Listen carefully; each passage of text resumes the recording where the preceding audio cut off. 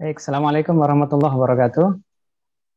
Oke, Waalaikumsalam warahmatullahi salam wabarakatuh. warahmatullahi wabarakatuh. Apa kabar teman Mas Pras, Mbak Nur Islamia? Panggilannya Alhamdulillah. siapa ya? Mia biasanya. Mbak Mia, iya Mbak Mas, Mia. ya. Salam kenal Mbak Mia, baru sekarang kayaknya kita ketemu ya. Iya, alhamdulillah akhirnya jumpa juga. Ini di mana posisi Mbak Mia? Saya di Copenhagen, Oh, masih di sana ya. Denmark. Iya, Gimana masih. corona di sana nih? Sekarang memang vaksin lagi cukup gencar juga.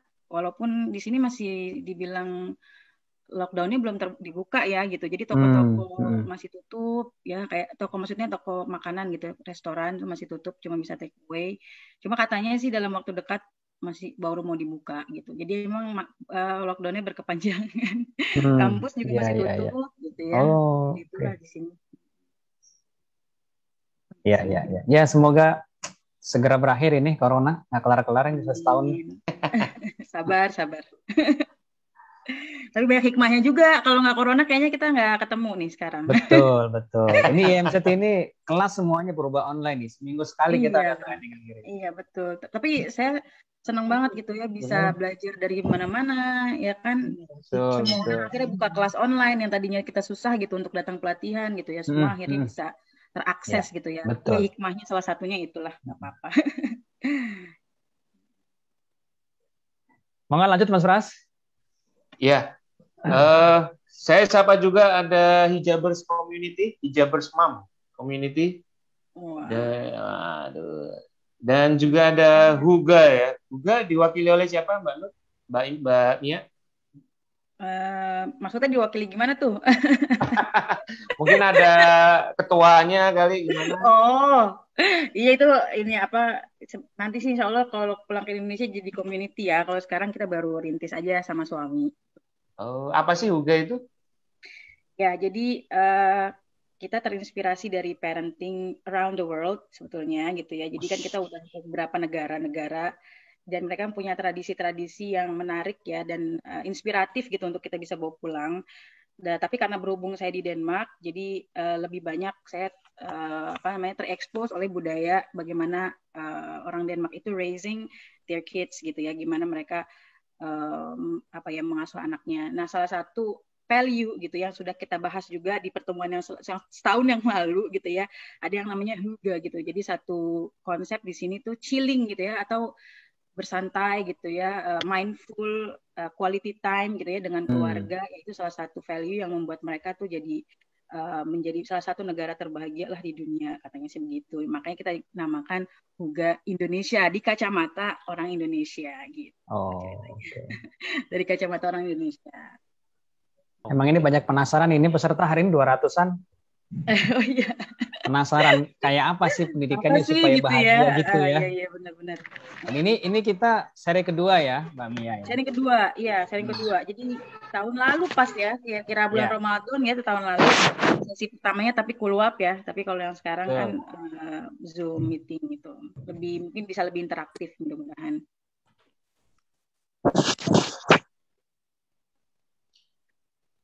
Oke, Mas Fat ada pembukaan dulu ya? Boleh. Oke. Kita buka dulu Mas Fat. Video saya yang share screen ya Mas? Monggo. Video IMZ? Ya. Betul? Oke, siap. Baik. Sebentar, saya siapkan dulu. Video.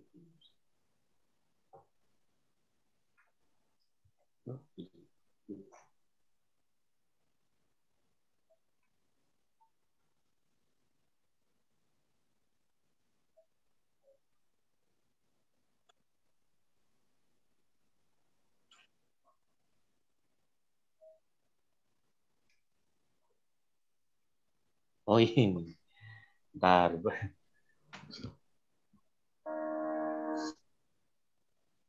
Oke, saya buka dulu ya. Assalamualaikum warahmatullahi wabarakatuh. Waalaikumsalam warahmatullahi wabarakatuh. Bismillahirrahmanirrahim. Asyhadu an la ilaha illallah wa asyhadu anna Muhammadar Rasulullah. Allahumma sholli ala Muhammad wa ala ali Muhammad.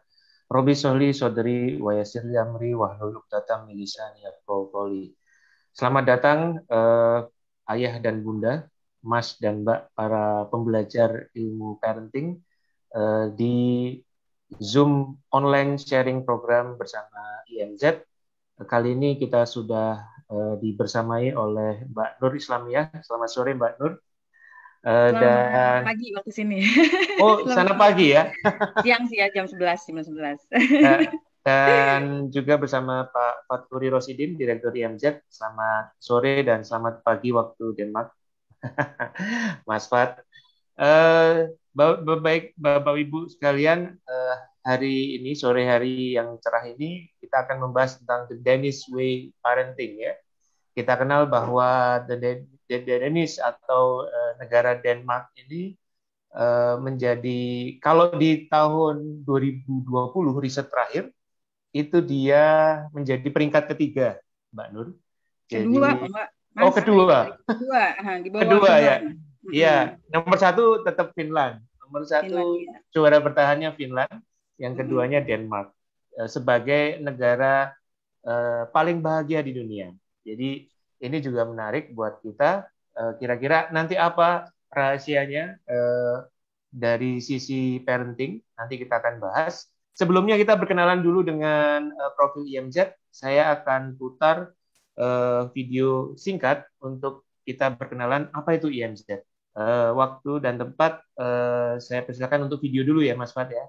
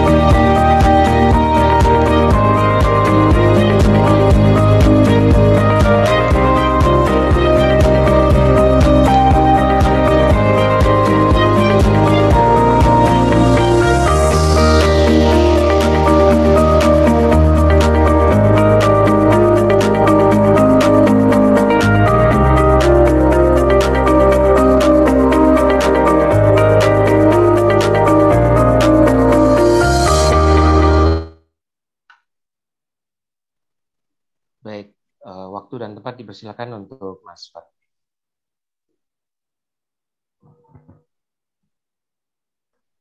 Baik, bismillahirrahmanirrahim. Assalamualaikum warahmatullahi wabarakatuh.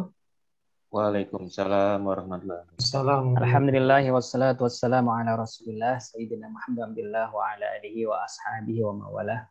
La haula wa la quwata illa billah amma ba'd. Alhamdulillah Bapak Ibu semuanya, ayah dan bunda, teman-teman para pegiat parenting dan lembaga-lembaga sosial yang hadir hari ini. Senang sekali saya hari ini bisa menjumpai respon yang cukup banyak. Per setengah jam yang lalu sudah ada 200 yang daftar. Jadi masih banyak yang belum bergabung di grup ini. Jadi YMZ ini tadi sudah diputarkan videonya, adalah satu lembaga social enterprise yang didirikan oleh Dompet Duafa untuk membantu lembaga-lembaga sosial dalam mendesain program-programnya. Jadi kita memang konsultan untuk lembaga sosial. Sebagian besar yang kita bantu adalah lembaga zakat, pesantren, sekolah, dan lembaga-lembaga pendidikan, serta corporate untuk tema-tema human capital. Jadi kita punya program beberapa. Yang pertama adalah pelatihan dengan 6 tema tadi ya. Ada Zisuf Academy, ini belajar tentang zakat, infak, sedekah, wakaf. Kemudian ada Leadership and Human Capital Academy, ini belajar tentang leadership dan keahlian. Ada lagi Community Development Academy, ini untuk teman aktivis di lembaga sosial untuk mendesain program-program sosial. Ada lagi Fundraising Academy, ini untuk teman-teman yang pengen belajar tentang dunia fundraising, bagaimana mengajak orang berdonasi untuk program kita. Kemudian ada lagi Islamic Social Finance Academy, untuk teman-teman yang mungkin di bagian keuangan, karena mengelola lembaga sosial itu punya standar keuangan yang berbeda dengan standar keuangan di perusahaan. Kemudian terakhir ada Parent and Teacher Academy. Ini program baru kita di tahun lalu, muncul memang sejak pandemi karena banyak teman-teman di pengelola sekolah yang kemudian sedang berjuang bagaimana membuat pembelajaran lebih menarik untuk diikuti oleh anak-anak didiknya. Ya. Dan selain pelatihan, kita juga punya pendampingan program, consulting, ya, implementasi program baik di lembaga sosial, lembaga pendidikan, maupun di corporate. Kemudian yang ketiga, kita juga pendampingan di fundraising. Dan terakhir, kita juga punya divisi riset, publikasi untuk mengukur aktivitas program-program sosial di lapangan. Itu program kita, dan hari ini bagian dari Parent and Teacher Academy, kita membuat satu program diskusi dalam forum ngopi susu masih ini ya acaranya ya. Temanya parenting ya di Zoom dengan menghadirkan Mbak Mia ini yang sedang belajar mengambil doktor di S3 di Denmark. Sengaja dengan tema yang sangat spesifik bagaimana kita belajar parenting dari orang-orang Denmark. Ya, semoga ini menjadi pembelajaran buat kita, Ibu semuanya. Ini sebenarnya season kedua ya. Tahun lalu kita juga mengangkat tema yang sama, hanya lewat forum follow-up. Tahun ini kita angkat lagi dengan Zoom supaya kita bisa lebih interaktif. Demikian, selamat mengikuti Bapak Ibu semuanya. Semoga bermanfaat untuk kita semuanya. Terima kasih. Assalamualaikum warahmatullahi wabarakatuh. Waalaikumsalam warahmatullahi wabarakatuh. Terima kasih Mas Fat atas sambutannya. Jadi rekan-rekan, mudah-mudahan agenda-agenda berikutnya terkait dengan Parent and Teacher Academy IMZ insya Allah akan kami share ke Bapak Ibu, Ayah Bunda sekalian. Dan sore ini sudah membersamai kita Mbak Nur Islamia. Sebelum masuk ke Mbak Mia ya panggilannya, saya bacakan dulu sekilas kurikulum vitae dari narasumber kita sore hari ini, atau pagi hari versi Denmark ya, siang hari. Nama lengkap Nur Islamia, tempat tanggal lahir Jakarta 9 Februari 1985, pendidikan terakhir Magister Profesi Psikologi Klinis Anak Universitas Indonesia. Sekarang alamat di Tagens Vet 135 Copenhagen, Denmark. Ya. Saat ini beliau PhD, Student Center of Anxiety, Department of Psychology, University of Copenhagen. Wah, ini ya, calon doktor ini ya. Ya, Staff, amin. Staf pengajar ilmu keluarga dan konsumen, Fakultas Psikologi Manusia, IPB University. Organisasi saat ini Bendahara Persatuan Pelajar Indonesia Denmark, PPI Denmark. Kemudian penanggung jawab program kamar curhat. Ada kamar curhatnya ya, PPI ya? Ada. Status menikah, kesan dan pesan untuk peserta, find happiness in little tiny things. Waduh, mantap. Baik, Mbak Mia, di season 1 atau batch pertama, kita membahas 3 pilar ya. Waktu itu pilar parenting The Danish Way yang diambil dari sebuah buku ya. Buku dari karya dari Jessica Joyle, Alexander and Ibn Dissing Saridah. Jadi Sanda, nih bukunya. Sanda, iya.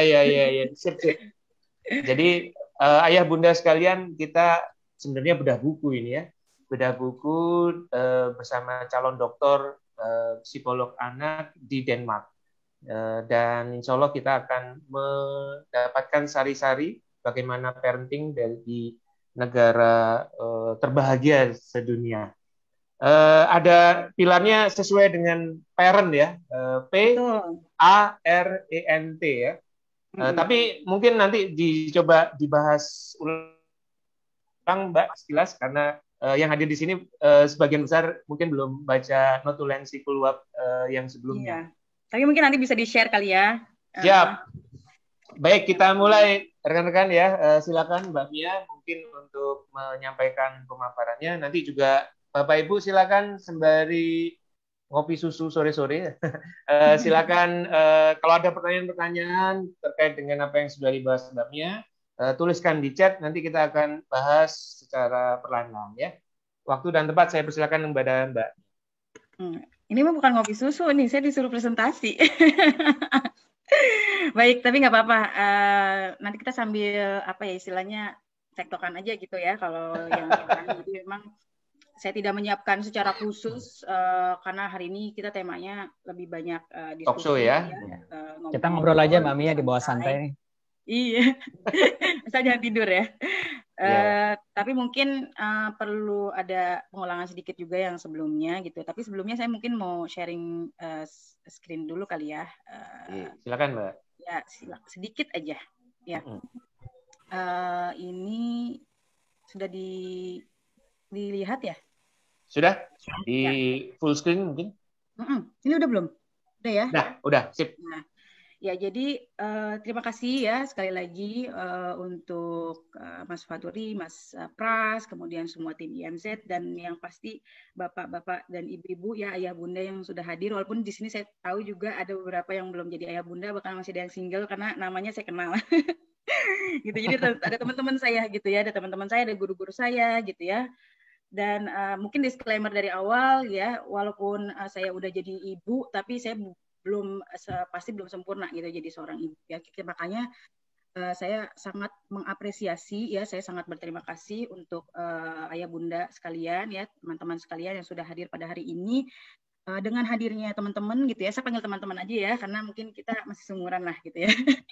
Dengan hadirnya teman-teman Bapak Ibu semua, saya ada keyakinan gitu ya bahwa yang hadir pada hari ini paling tidak care gitu ya terhadap parenting gitu ya, sehingga mau menghadiri kegiatan ini. Mungkin dalam benak gitu ya terbersit, apaan sih Danish Way of Parenting itu gitu ya, Danish itu apa gitu. Mungkin belum semua tahu juga ya.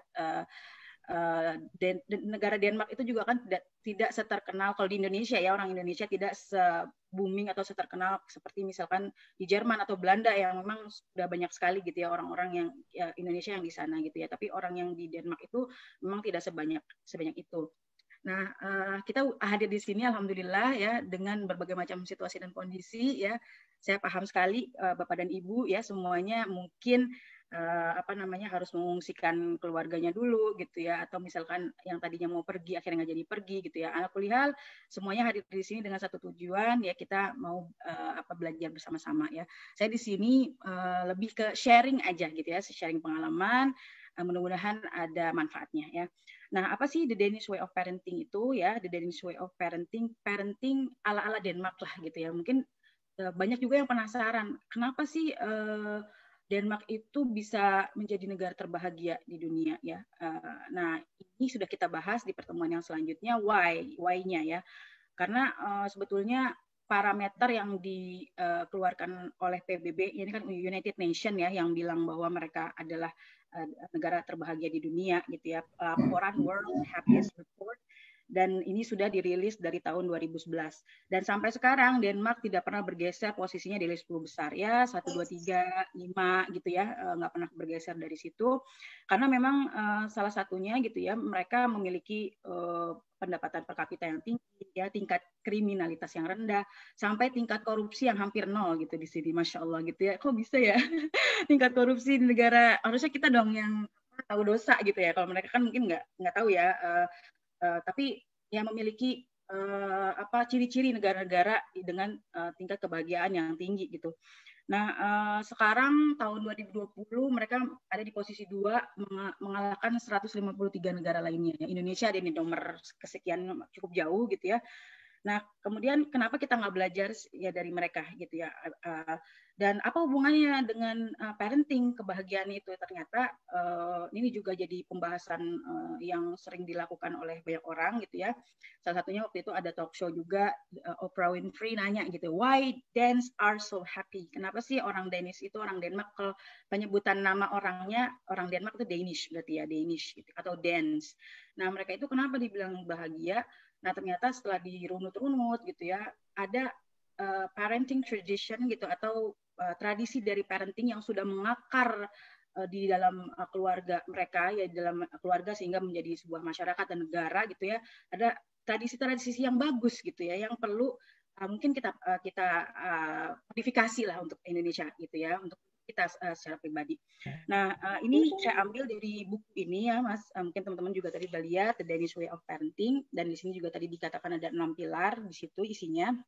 Nah, yang menarik dari buku ini adalah yang nulis itu bukan orang Denmark ya. Jadi yang nulis ini bukan orang Denmark. Kalau yang nulis orang Denmark, mereka narsis berarti ya nulisin. Tapi nggak apa-apa juga gitu. Tapi yang ini yang menulis adalah seorang wanita ya, dari Amerika yang menikah dengan orang Denmark. Jadi suaminya orang Denmark. Dan dia tuh terkaget-kaget gitu ya, antara culture shock gitu ya, antara cara pengasuhan Amerika dengan cara pengasuhan orang Denmark gitu ya. Dan in a good way gitu. Jadi dengan sesuatu hal yang bukan shock karena yang nggak bagusnya, tapi kok bisa mereka kayak gini kok gitu. Nah, apa sih yang jadi tradisinya? Nah, kita akan bahas hari ini. Untuk apa yang sebelum-sebelumnya gitu ya, kita ada 3 pilar yang sudah kita bahas. Yang pertama adalah dari P ya, P kan jadi dari parents gitu ya, parent. Jadi singkatannya P itu pertama mereka play. Jadi memang anak-anak di Denmark ini, pokoknya banyak mainnya gitu ya, tapi dari situlah mereka belajar ya.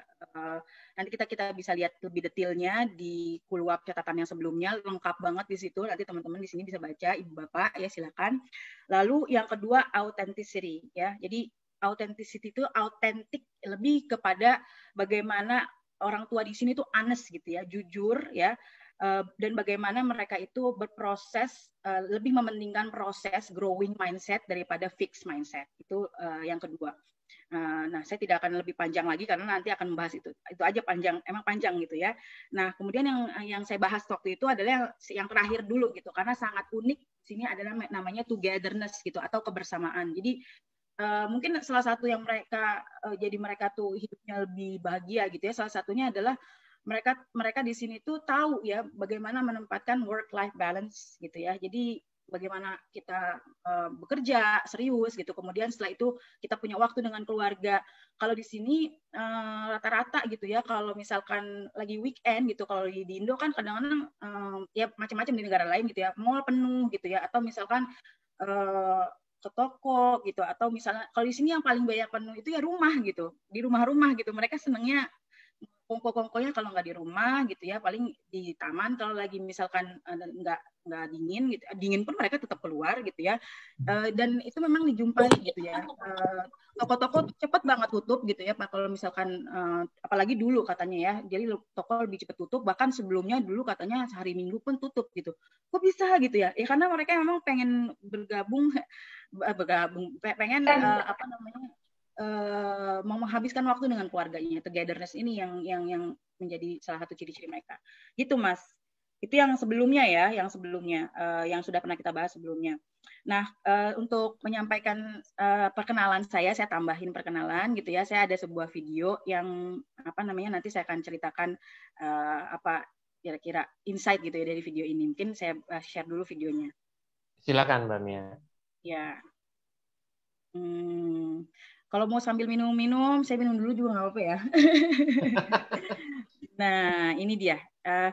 Ini adalah video saya sendiri ya. Jadi saya punya apa namanya YouTube channel Amar's Family in Denmark. Ini nanti saya bisa kasih linknya. Kemudian juga ada Instagram, juga Indonesia, yang menceritakan tentang kehidupan seorang couple, sebuah family Indonesia di Denmark ya. Mudah-mudahan bisa menginspirasi, nanti bisa dilihat video-video yang lainnya. Ini salah satu video singkat. Kita bikinnya singkat-singkat aja karena saking juga ngerjain banyak hal gitu ya, tapi kita juga ingin mendokumentasikan kegiatan-kegiatan kita di sini. Salah satunya hiking dengan anak usia 2 tahun. Ush, mantap.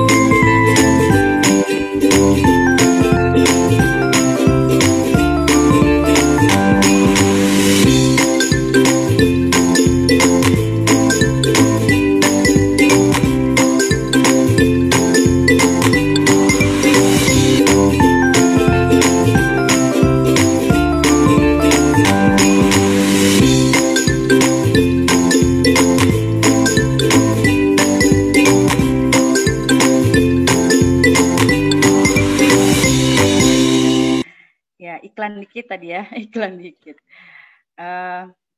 Oke, saya stop share dulu. Nah, itu tadi kenapa saya tampilkan video ini ya. Ini gambaran saya tentang sebuah keluarga gitu ya. Ternyata keluarga itu menurut saya kita adalah sebuah tim ya yang mau mendaki sebuah gunung yang tinggi gitu ya. Jadi sebuah gunung itu tantangannya gitu ya. Kemudian kita sebuah keluarga ada teamwork di sana gitu ya, sehingga kita mau mencapai tujuan bersama ya. Nah, video tadi itu sebuah representasi yang sangat real menurut saya gitu ya. Kita udah mempersiapkan dari jauh-jauh hari. Waktu itu kita pengen ke Polandia gitu ya, mengajarkan anak-anak anak saya gitu ya untuk mendaki gunung karena nature kami itu sekeluarga sukanya alam gitu ya, tantangan apalagi alam, naik gunung gitu ya. Hal-hal yang seperti itu karena pasti akan mengajarkan anak juga banyak hal dan juga kepada kami.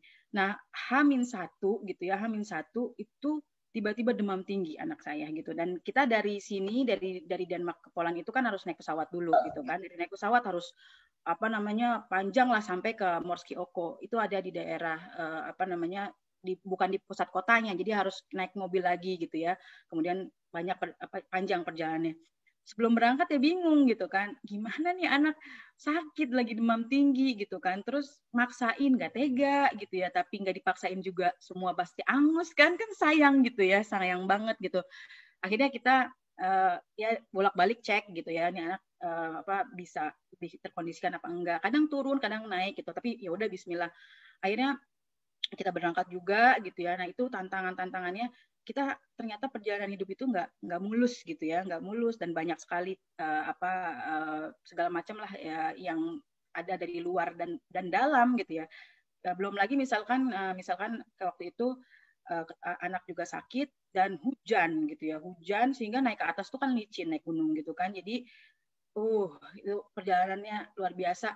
Sebenarnya nggak apa-apa juga kalau misalkan kita nggak mampu ya, tapi kita harus kita komunikasikan dulu gitu. Tapi alhamdulillah ketika itu ada saatnya anak saya malah seneng gitu ya, dia dibawa keluar walaupun ada cranky-nya gitu ya, ada minta gendong gitu kan, kesian juga suami gendong terus gitu kan, cukup capek gitu ya, dan nggak mau hanya digendong, kadang-kadang mau pakai stroller juga kan, ada kita bawa kayak kereta dorongnya juga gitu ya, diangkut-angkut gitu, pokoknya segala macam lah gitu. Nah itu salah satu gambaran kehidupan kita. Nah kita sebagai sebuah keluarga gitu ya, kita juga dihadapkan oleh tantangan-tantangan yang selalu mengganggu kita untuk mencapai tujuan kita, tujuan visi misi keluarga kita gitu ya. Oleh karena itu bagaimana sebuah teamwork itu dibutuhkan ya, dan kita tools-toolsnya kita perlu tahu ya. Salah satunya adalah dengan banyak belajar ya. Salah satunya juga sekarang adalah kita belajar tentang bagaimana sih tradisi baik gitu ya dari orang lain, dari negara-negara lain ya, dalam hal ini Denmark, untuk bisa menjadi role model kita gitu ya, untuk jadi inspirasi dalam mengasuh anak. Seperti itu Mas Tas. Oke, tadi masuk ke yang 6 pilar itu Mbak Mia. Jadi ada P, parent, jadi A, authenticity, R, P-nya play Mas, P-nya play. P-nya play ya. Dari kata-kata parent, P yang pertama itu play. Ya. Mungkin sedikit dibahas play-nya teman-teman Danis itu gimana sih, seheboh apa? Mungkin ada yang ingin di-sharing? Tapi kita sedikit aja ya Mas ya, kalau untuk yang materi yang sebelumnya, karena iya. Kita banyak sekali nih yang saya mau share untuk yang 3 pilar terakhir ya. Tapi kalau kalau gitu kita move to 3 pilar yang kita bahas hari ini ya. Kayaknya gitu aja ya Mas ya. Nanti karena tadi kita udah bahas sedikit gitu ya. Jadi kita fokus ke reframing, empati, dan no ultimatum ya. Ya, no ultimatum, right. Yang mana dulu nih? Reframing dulu ya? Reframing dulu. Silakan. Ya, nih untuk reframing ada hal yang menarik ketika saya sampai di sini gitu ya. Jadi saya punya supervisor Danish kan, orang Denmark, namanya Barbara. Jadi namanya Barbara, perempuan, orang Danish asli gitu ya. Terus kita tuh kalau di sini kerja PhD student itu seperti layaknya pekerja gitu ya. Kita jadi harus masuk setiap hari, terus sebaiknya masuk setiap hari gitu ya, karena kita dibilangnya itu sebagai staf akademik juga gitu ya. Nah itu seringnya makan bareng sebelum corona tentunya ya. Kalau udah corona nggak boleh makan bareng lagi, jadi kita siang pasti makan bareng sama-sama, itu duduk ngobrol, itu udah biasa gitu di sini. Jadi memang bersamaannya cukup kental lah. Nah terus kemudian namanya kita ya, kalau ketemu apa sih yang diobrolin gitu kan ya, kalau saya sih ada aja yang dikeluhin gitu ya. Misalnya gini, hari ini tuh saya bilang gitu kan, kadang-kadang bingung ya mau cari bahan omongan apa gitu kan. Hari ini mah mendung banget ya, gelap, terus juga hujan gitu kan. Terus saya ngomong kayak gitu kan ke supervisor saya. Terus akhirnya dia bilang, ya bener sih emang ya hari ini gloomy, tapi untung kita pas lagi kerja, pas lagi nggak liburan gitu ya. Dia langsung, biasanya kan kalau saya nih sama teman ngomong sama kayak gitu, iya emang nih hujan, tadi mana saya mau naik sepeda licin lagi, mau jatuh lagi, tambah, iya saya juga, ribet deh makanya tambah menambah gitu. Tapi kalau di sini itu yang disebut dengan reframing gitu ya. Mereka tuh senangnya mencari point of view yang lain dari sebuah challenging situation gitu. Kayak tadi misalkan, ini hujan, untung nggak lagi liburan. Maksudnya kan kalau lagi liburan kan pengennya main di luar dong gitu. Tapi karena kita lagi dikerja di ruangan, ya nggak apa-apa juga hujan, so what kan kayak gitu. Terus misalnya kan di lain waktu ya, supervisor saya bilang, nanya kan Indonesia kan nggak berhenti bencana kan ya. Jadi bolak-balik nanya kan beliau, gimana gitu kan kemarin banjir, gimana Jakarta banjir katanya gitu kan. iya nih banjir gitu kan, udah siap nih saya dengan berbagai macam keluhan gitu kan, pengen begini gitu. Terus gimana? Iya banjir, parah banget sih banjirnya, bla bla bla, saya bilang gitu ya. Tapi gimana keluarga kamu?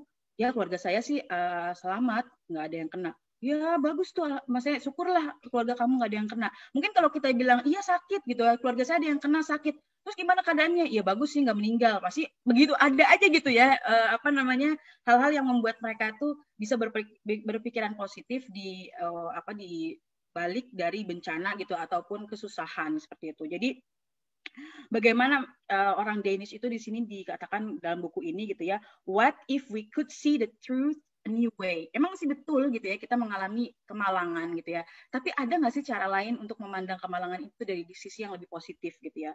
Karena tanpa kita sadari kita sering terjebak gitu ya pada unhelpful thinking gitu ya. Jadi ada pemikiran-pemikiran itu yang sebenarnya nggak membantu banget gitu ya. Misalnya contoh nih Mas ya, ada yang namanya generalization gitu atau overgeneralize gitu ya. Misalnya contoh gitu kan, kita lagi berantem nih sama temen gitu atau lagi sama pasangan tuh sama anak lah ya, kita sebagai orang tua. Kamu tuh nggak pernah dengerin ibu gitu kan, yang nggak pernah itu kan 100% right gitu kan, 100% kalau nggak pernah. Padahal sih anak kita mungkin nggak pernah nggak dengerinnya 50% juga enggak, paling 30%, 70%-nya dengerin gitu. Tapi kita overgeneralize itu. Kamu nggak pernah dengerin ibu gitu ya, atau misalkan kamu selalu begitu gitu kan, kamu selalu, pokoknya itu namanya overgeneralization gitu ya. Atau ada lagi unhelpful atau thinking trap, orang bilang orang psikologi bilangnya thinking trap atau kejebakan dalam cara berpikir kita. Yang kedua itu tunnel vision ya. Jadi kita itu namanya di tunnel ya, di lorong gitu ya. Jadi kita punya pemikiran yang sempit gitu Mas. Jadi kayak focusing on the negative in the environment gitu ya. Jadi kita nggak ngelihat bigger picture. Padahal kalau kita keluar dari terowongan kan, oh ternyata dunia kayak gini gitu loh ya. Tapi kita karena masuk ke dalam terowongan kayak sempit gitu cara berpikir kita, yang negatif-negatifnya aja gitu. Nah kemudian juga ada yang namanya catastrophizing ya. Catastrophizing ini lebih memikirkan hal-hal terburuk yang akan terjadi. What if kalau begini nanti saya begini, kalau begini nanti saya begini. Belum terjadi gitu kan, belum juga terjadi kita udah ya enggak gitu ya. Itu namanya worry ya. Jadi kita tuh cemas gitu akan sesuatu hal yang sebelumnya pernah terjadi. Mas Pras kan senyum-senyum, kenapa Mas? Iya itu kayaknya deket banget gitu loh. Ya itu jaga saya sih gitu ya, sama-sama kita belajar. Terus yang selanjutnya ada dua lagi, sebenarnya ada banyak, cuman dua lagi yang saya mau bahas tentang thinking trap. Itu ada yang namanya personalizing ya, atau segala sesuatu itu terjadi karena my fault gitu ya, itu salah saya. Kita kan ada orang tipikal yang kayak gitu kan gitu. Aduh, anak-anak juga yang paling sering sebetulnya begini gitu ya. Misalkan orang tua berantem, anak tuh kadang berpikir apa karena aku bandel ya, kayak gitu ya. Nah itu ada personalization.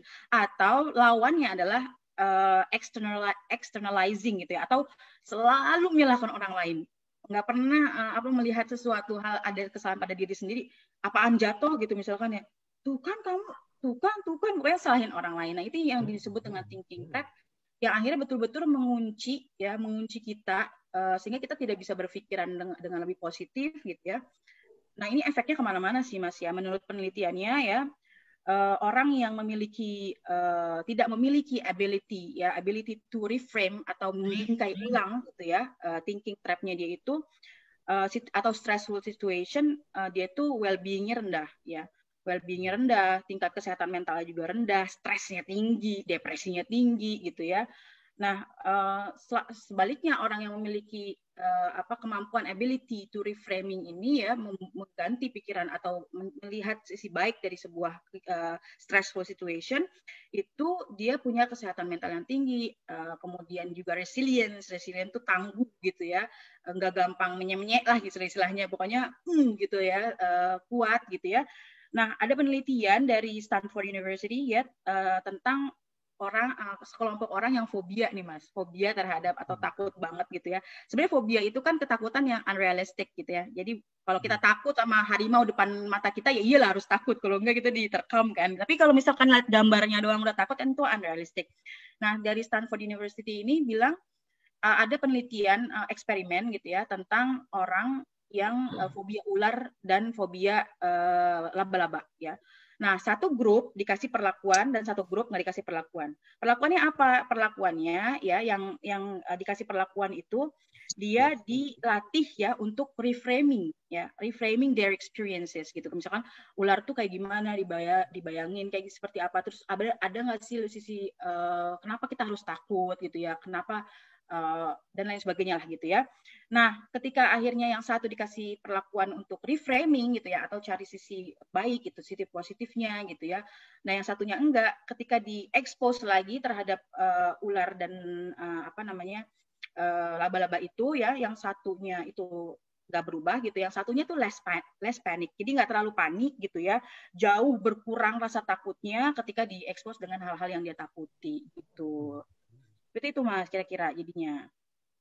Oke, ini kan berkaitan sama positive thinking tadi ya. Jadi Ya, pilar reframing itu banyak banget ke gimana kita punya positive mindset, kemudian cara kita ngungkapin dengan perspektif yang nggak fokus ke masalah tapi dengan perspektif solutif gitu ya. Ya, betul. Kira-kira apakah ada satu desain sehingga di Denis gitu itu ada satu mekanisme yang tersistem gitu supaya orang tuanya punya positive mindset seperti itu. Apakah ada satu mekanisme, karena kan kalau kita bilang sosial ya itu cukup banyak dinamikanya ya, selain tadi mungkin kebiasaan membawa main anak mulai dari balita gitu ya. Tapi kalau dari reframing ini kan lebih banyak ke ini ya, orang tuanya ya. Betul. Nah, iya betul. Jadi di sini tuh ini saya nggak bisa iniin video. Stop share dulu deh. Saya mau kasih gambaran ini sih, sebetulnya ada gambar ini. Atau mungkin ada tontonan di Denis yang agak berbeda gitu ya. Kalau di sini mungkin nanti kita cari dulu. Ini Mas, ini reframing ya. Ya, silakan. Jadi untuk reframing ini mungkin cerita sedikit gitu ya, bagaimana realistik. Mereka yang di sini menyebutnya adalah pengasuhannya itu realistic optimism gitu ya. Jadi bukannya kita mengignoran semua hal, ya misalkan kita ada kesedihan gitu ya, atau keburukan ataupun sesuatu hal kemalangan, bukan kita ignore gitu ya, atau menganggap itu nggak ada gitu ya, tapi lebih membingkainya dengan pemikiran yang lebih positif gitu. Jadi pada anak-anak kan kita sering menemukan permasalahan misalnya gini ya, betul kata Mas Pras tadi bahwa ini lebih bagaimana orang tua yang mencontohkan gitu ya, sehingga anak-anak bisa mirroring gitu ya, atau ngelihat betul-betul dari kita. Jadi untuk reframing ini kita sering pengaplikasian jelek dari orang tua gitu ya, buruk yang mungkin perlu kita cermati adalah ketika kita punya negative thinking gitu ya, atau thinking trap tadi itu terhadap anak kita gitu ya, terhadap anak kita. Misalkan contohnya gitu ya, kita bilang ke anak kita, atau misalnya kita ngomong ke orang lain, nggak mesti kita ke anak kita ya, misalnya iya nih anakku emang nggak suka makan sayur gitu kan, misalnya kayak gitu ya. Anak-anak biasa kan, ini nggak suka makan sayur, atau anak saya tuh nggak pintar matematika gitu, oh dia pemalu gitu ya. Kayak misalkan kemarin ada kejadian, saya mengalami sendiri gitu ya, anak saya tuh udah lama banget kan nggak ketemu sama teman-teman Indonesia, udah lama gitu ya, kemudian mau ketemu salah satu teman orang Indonesia di sini. Amar very excited gitu sebelumnya gitu kan, mau ketemu abang ini gitu kan, udah semangat banget gitu, nunggu terus kan, kita ketemunya juga di lapangan, nggak di rumah gitu ya, karena belum boleh masuk lama-lama lah di dalam rumah gitu ya. Ketika ketemu malahan ngumpet gitu, langsung narik saya gitu, mungkin dia kayak gimana ya, kayak ketemu orang baru gitu apa gimana gitu kan, kita sebagai orang tua malu nih gitu kan, apalagi misalkan ada orang ya orang tua yang lain gitu ya, misalkan Amar gitu, anak saya namanya Amar kan, Amar loh kok Amar malah enggak ini, Amar pemalu ya gitu, misalkan iya nih emang dia pemalu gitu, itu masuk kan ke dalam pikiran dia gitu ya, saya pemalu kayak gitu. Jadi itu namanya labeling gitu ya, labeling, dan akhirnya itu defining, definisi. Jadi definisi yang panjang banget dampaknya buat anak kita gitu ya. Misalkan padahal yang language atau bahasa apalagi yang keluar dari mulut orang tua, terutama ibu ya, orang tua dua-duanya gitu ya, itu very very powerful ya kan, yang akhirnya itu bisa jadi beliefs gitu atau kepercayaan yang tidak terbantahkan buat anak kita gitu ya. Jadi coba sekarang kita berpikir ya, saya mengajak diri saya sendiri dan Mas Pras dan semua ibu bapak yang ada di sini, coba kita berpikir tentang diri kita sendiri nih, nggak usah jauh-jauh gitu ya, kita tentang diri kita sendiri. Pertanyaannya adalah what is your belief ya, apa sih kepercayaan ya yang melekat pada diri kita sendiri ya, tentang diri kita sendiri. Contohnya, aku mah orangnya misalkan mageran gitu, aku mah mudian kayak gitu, atau aku nggak bisa masak ya, atau misalkan kalau udah urusan hitung-hitungan aku nyerah deh kayak gitu ya, atau aku memang temperamental gitu dan lain sebagainya. Nggak tahu ya, beda-beda. Mungkin itu bisa dijawab sendiri. Ada nggak ya beliefs gitu ya, atau kepercayaan atau label ya yang kita sematkan pada diri kita sendiri ya. Kalau saya ada pastinya, saya tuh orang kayak gini gitu dan kayaknya will never change forever gitu kan, gak bakalan pernah berubah. Nah, coba kita pikir-pikir lagi ya, berapa banyak dari label-label itu ya, berapa banyak dari mindset itu ya yang asalnya adalah dari perkataan orang-orang di sekitar kita ketika kita masih kecil. Kamu nih, kayak misalnya, kamu nih emang orang jorok gitu kan. Akhirnya sampai gede jadi nggak rapi gitu ya. Jorok beneran ya. Gitu. Kamu nggak bisa bersih-bersihin sendiri tuh, rumah selalu berantakan. Terus diulang-ulang 100 kali, 200 kali. Itu akan jadi beliefs gitu di diri kita ya. Nah, ternyata ya penelitiannya banyak ya label-label masa kecil itu yang terbawa sampai dewasa. So beware ya, kita hati-hati buat kita sendiri, hati-hati apalagi ke anak kita ya. Nah, how to-nya gitu ya, caranya adalah kalau misalnya orang Danish tuh kayak gimana, tips and trick-nya yang pertama adalah kita orang sini, saya mau cerita sedikit, orang sini tuh katanya gitu ya, dan saya juga jarang gitu ya melihat mereka itu ke dalam pengasuhannya bilang misalkan jangan nangis gitu ya, jangan begitu ya, kamu harus begini gitu ya, atau kalimat-kalimat konklusi gitu ya, misalkan dia tuh nggak seru kalau diajak main, dia mah jahat kayak gitu kan. Nah, itu jarang kita temuin di sini gitu ya. Tapi mereka tuh lebih ke fokus kepada supporting language gitu ya, atau find a brighter side of things gitu. Jadi menemukan sebuah sisi yang lain gitu ya. Bukan berarti mereka ya angel banget gitu ya, tapi tetap mereka mencari brighter side of something gitu ya. Misalnya tadi kalau kita misalkan mengatakan sesuatu label itu kan itu kayaknya melekat pada seseorang dan itu susah gitu dihilangkannya gitu. Jadi yang pertama adalah kita tuh pay attention pada negativity kita gitu ya, atau keburukan gitu ya, negativity kita, noticing, kita sadari seberapa sering ya pada situasi apa ya, dan bagaimana pengaruhnya pada anak kita. Kadang-kadang ya saya sebagai orang tua juga, ini anak lamban banget sih gitu ya, kayak siput gitu ya, kesel gitu kan, pengennya kan kita pengen buru-buru gitu kan, pengen pergi, pengen apa gitu, tapi lama banget gitu, terus kita bilang kamu lamban banget sih gitu ya. Nah itu akhirnya menjadi masuk ke alam bawah sadarnya dan dia nggak akan berubah gitu ya. Tapi coba cari brighter side-nya gitu ya, dan kata-kata itu sangat penting lah intinya.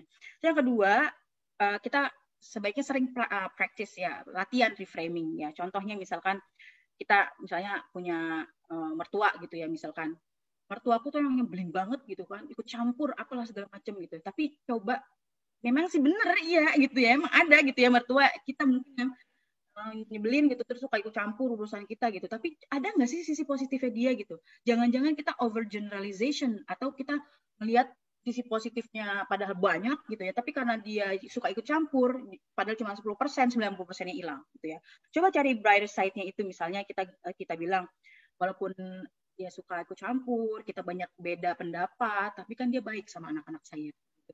Jadi oke lah kita cari brighter side supaya kita lebih lebih ngerasa plong gitu kan, karena nggak mungkin semuanya itu ada semua 100% itu buruk, nggak ada gitu ya.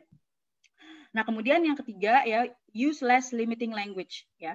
Hindari black and white ya dalam pengasuhan ya. Kecuali terkait sama agama ya, akidah ya, itu wajib ya, black and white ya. Tapi kalau misalkan untuk yang lain-lain kita bisalah cair gitu. Misalkan anak misalnya I only love chicken nugget kayak gitu kan. Kan anak-anak suka kayak gitu kan ya Mas ya.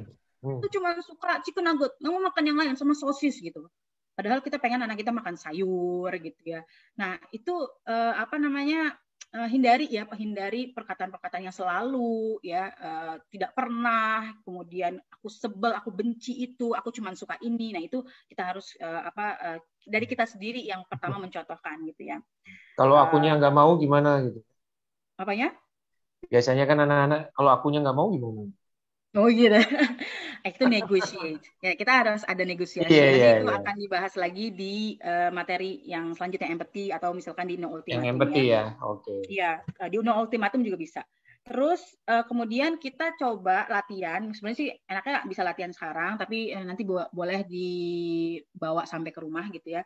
Coba deh kita ambil pulpen gitu misalkan ya, kita tulis nanti boleh sekarang kita tulis label-label apa ya, atau pemikiran-pemikiran yang kurang baik, thinking trap apa yang pernah kita lontarkan kepada anak kita. Apa saja sih itu ya? Kemudian kapan dia biasanya muncul begitu? Kemudian seberapa sering ya kita melakukan labeling gitu, atau misalkan tadi judgmental pada anak kita ya. Nah, dari situ kita bisa melihat dan kita bisa ngelihat lagi ternyata nggak terlalu banyak gitu ya. Misalkan ada sisi-sisi positif sebetulnya yang anak kita miliki ya. Jadi daripada kita berfokus kepada hal-hal yang terkait dengan kekurangan dia, coba cari sisi yang lebih positif ya. Misalnya saya tuh kalau udah urusannya sama matematika udah nggak bisa deh pokoknya kayak gitu ya. Tapi coba cari sisi positifnya. Wah, dia jago banget di pelajaran olahraga ya, dan juga seni misalnya. Jadi kita reframing gitu ya, ada frame kita bingkai lagi sehingga kita more loving gitu ya. Kita lebih mencintai, menerima dia apa adanya. Yang nggak bisa juga kali semua orang sama gitu ya, minatnya gitu ya, kemudian prestasinya. Jadi kita menerima gitu ya, menerima kekurangannya ya, sambil kita juga mencari kebaikan-kebaikannya ya. Nah, orang sini juga lucunya mereka suka ada humor-humor ya terkait dengan reframing. Misalnya contohnya gini, "Ma, aku tadi main bolanya jelek banget gitu kan, nggak ngegolin gitu kan, misalnya main olahraga, ya main bola gitu." "Oh really? Oh iya bener kayak gitu. Coba aku lihat kaki kamu patah nggak?" gitu, dibilang gitu. "Atau kamu ada yang luka nggak?" "Enggak sih," gitu ya. Nah, paling nggak kamu nggak patah kaki lah, nggak ada luka, nggak ada apa sama sekali gitu. Nah, itu udah sisi hal yang positif. Nanti kapan-kapan kita coba lagi kayak gitu. Jadi lebih santai, oh enggak, maksud sih patah kaki gitu kan, itu sambil humor-humor kayak gitu. Nah, seperti itu. Jadi, oh ya, ada yang menarik banget ini gambarnya di sini. Nah, ini dia. Ada bacaannya di situ. Ini prinsip banget orang Denmark gitu ya. "There is no such thing as bad weather, but only bad clothing ya. Jadi di sini tuh karena kan di sini Eropa Utara ya, seringnya gloomy, makanya orang agak cuaca tuh sering banget gelap ya, hujan, dingin gitu kan. Kalau kita berfokus pada pemikiran yang negatif, nggak kemana-mana deh kita gitu kan. Udah anteng-anteng aja di rumah, bete gitu kan, stres gitu ya, depresi lah gitu kalau kita nggak kena matahari gitu ya. Tapi buat mereka nggak ada alasannya gitu ya. Makanya saya di sini kenal baju yang kayak astronot yang suka dipakai anak saya tuh dari atas sampai bawah, terus pakai boot ya. Jadi kalau misalkan kita bilang sama anak sini, "Nah, hujan," nggak berlaku gitu ya. Jadi kan ada payung gitu kan ada ini jaket, kan ada sepatu boot gitu. Jadi nggak ada yang bisa menghalangi mereka untuk main keluar gitu ya, dan menikmati segala macam, menikmati semua musim gitu ya. Jadi ya itu little tiny things itu yang bikin mereka jadi membuat mereka lebih happy gitu. Dan ya itu menarik sih, kalau kita kan musim disalahin ya, ntar apalagi disalahin. Nah ini yang saya amazing gitu ya, wondering sama budaya orang sini. Makanya untuk saya jangan-jangan tentang corona juga gitu kali ya. Gimana tuh Mas? Oh, ini jangan keluar rumah, ini ada wabah. Kan ada prokes gitu. Kan pakai masker. Kan udah pakai vaksin itu juga beda ya? ceritanya. Di sini orang-orangnya nurut banget sama pemerintahnya. Super nurut. Nah, itu salah satu yang saya juga amazed gitu ya. Mereka tuh trust atau rasa percayanya kepada pemerintahnya tuh sangat tinggi. Pemerintah ngomong A, ikut A. Pemerintah ikut B, ikut E. No, kebanyakan ya, secara umum gitu ya. Mereka nggak pakai macam-macam lah gitu ya, ikutin. Karena ya itu tadi, pemerintahnya yang betul-betul menjalankan fungsinya gitu ya. Balik lagi ke kostum ini. Saya sekarang udah nggak kenal lagi musim gitu ya dengan anak, apalagi saya punya anak laki gitu ya. Oh, itu hujan ya, hujan rimbeng kalau orang Betawi gitu ya, hujan-hujanan, keluar aja gitu. Jadi kalau misalkan dingin gitu ya, kadang-kadang -10 gitu ya, itu kan dingin banget gitu ya. Terus ya untuk happy kan kita harus tetap moving ya, biar endorfin kita tuh juga meningkat, kita jadi sehat gitu ya, keluar rumah gitu ya, main sama anak. Jadi ya nggak peduli musim gitu. Itu yang terkait dengan reframing. Oke, sekarang lanjut ke yang berikutnya ya, empathy ya. Berikutnya empathy ya. Sebelum masuk ke empathy, ada yang nanya ini Mbak Mia. Ya, boleh. Jadi perawat pengasuhan ini diterapkan di anak usia berapa? Anak usia berapa? Yang tadi reframing. Jadi konsep yang parent ini, 6 pilar ini, itu untuk subject to anak usia berapa kalau di yang namanya disebut dengan anak sih sebetulnya 0 sampai 18 ya kalau di Indonesia ya. Tapi menurut saya sih ini relevan ya, relevan untuk dilakukan kepada anak ya. Jadi dari mulai baby ya, dari mulai anak benar-benar orok gitu sampai usia sebelum remaja ya. Oke. Lanjut, Mbak. Ya, yang kedua empati ya. Ini ada penelitian menarik ya, sambil saya juga buka-buka penelitian gitu ya.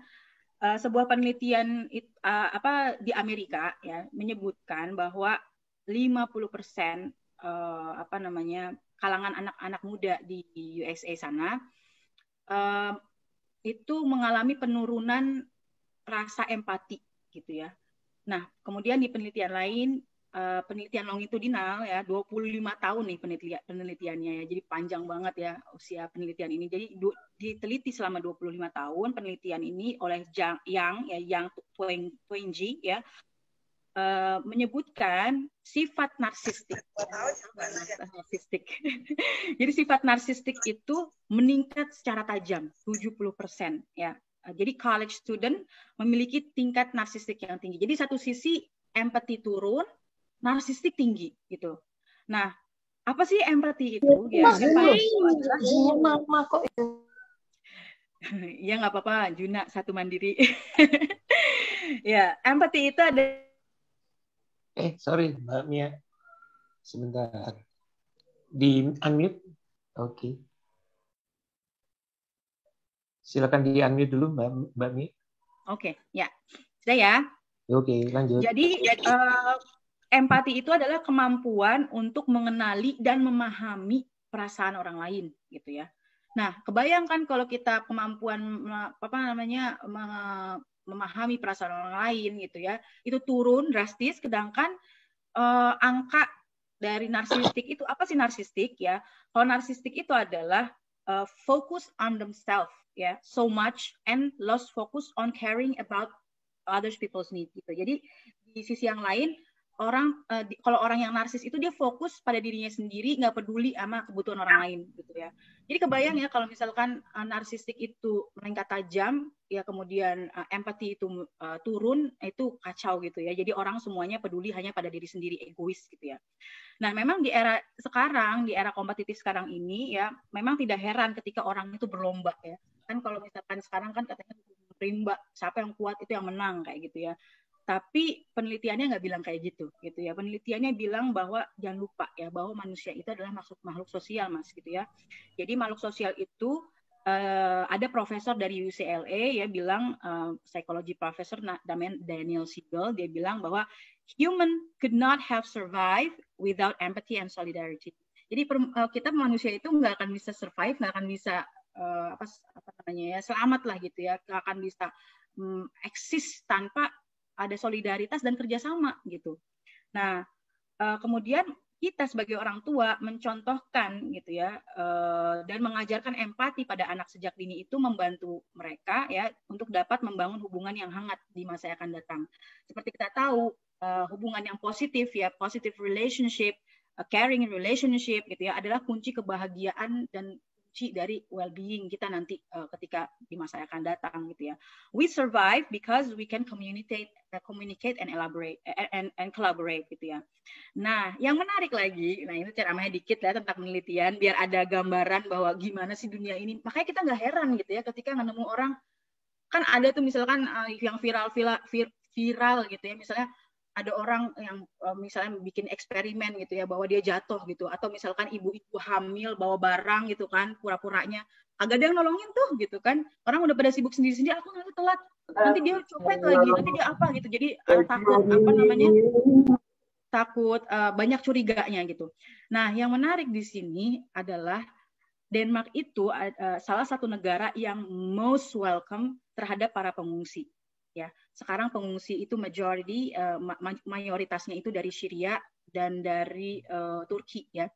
Jadi pada tahun 2015 Denmark itu menerima 21.300 penerima swaka ya. Padahal orangnya cuma 5 juta di sini masyarakatnya gitu ya. Kemudian kemudian tahun setelahnya 2016 diterima lagi 25.000, angkanya 20% naik ya daripada tahun 2015. Dan mereka ketika menerima memberikan bantuan swaka bukan cuma didiemin aja gitu, tapi mereka dikatakan negara yang most generous country in the term of providing access to healthcare, education and welfare system ya untuk mereka. Jadi nggak cuma diantebin aja di situ didiemin gitu, tapi dikasih fasilitas dan lain sebagainya. Kan kalau kita lihat gitu ya kan, kita juga ngurusin negara udah pusing gitu, ngapain ngurusin orang gitu. Tapi karena mungkin saya baru kepikir, oh iya ya ternyata karena mereka rasa apa ya namanya peduli terhadap lingkungan gitu ya, sayang kepada orang lain gitu, sehingga mereka jadi negara yang most welcoming terhadap para pengungsi ini kayak gitu. Gitu Mas. Jadi seperti itu gambaran apa yang terkait dengan empati. Nah, kemudian bagaimana pengaplikasiannya gitu ya Mas ya di sini ya. Bagaimana pengaplikasian mereka untuk membentuk rasa empati. Ternyata mereka nggak main-main ya untuk membentuk empati ini jadi program negara. Wow, this is serius nih. Ya, benar. Empati jadi program negara. Ya, namanya apa tuh? Ada namanya programnya, ada mandatory national program namanya step by step ya. Nah, anak-anak itu ini dari mulai hal yang sederhana ya, bukan kayak gimana gitu nih. Ada program sederhana di mana anak-anak itu ketika mereka masih di usia 3 tahun sampai 8 tahun ya di program ini, mereka itu dikasih kartu-kartu gitu ya, kayak card menampilkan anak dengan yang isinya gambar-gambar anak dengan berbagai macam emosi ya. Ada yang sedih, ada yang marah gitu ya, kemudian ada yang mungkin ngamuk deh gitu dan sebagainya.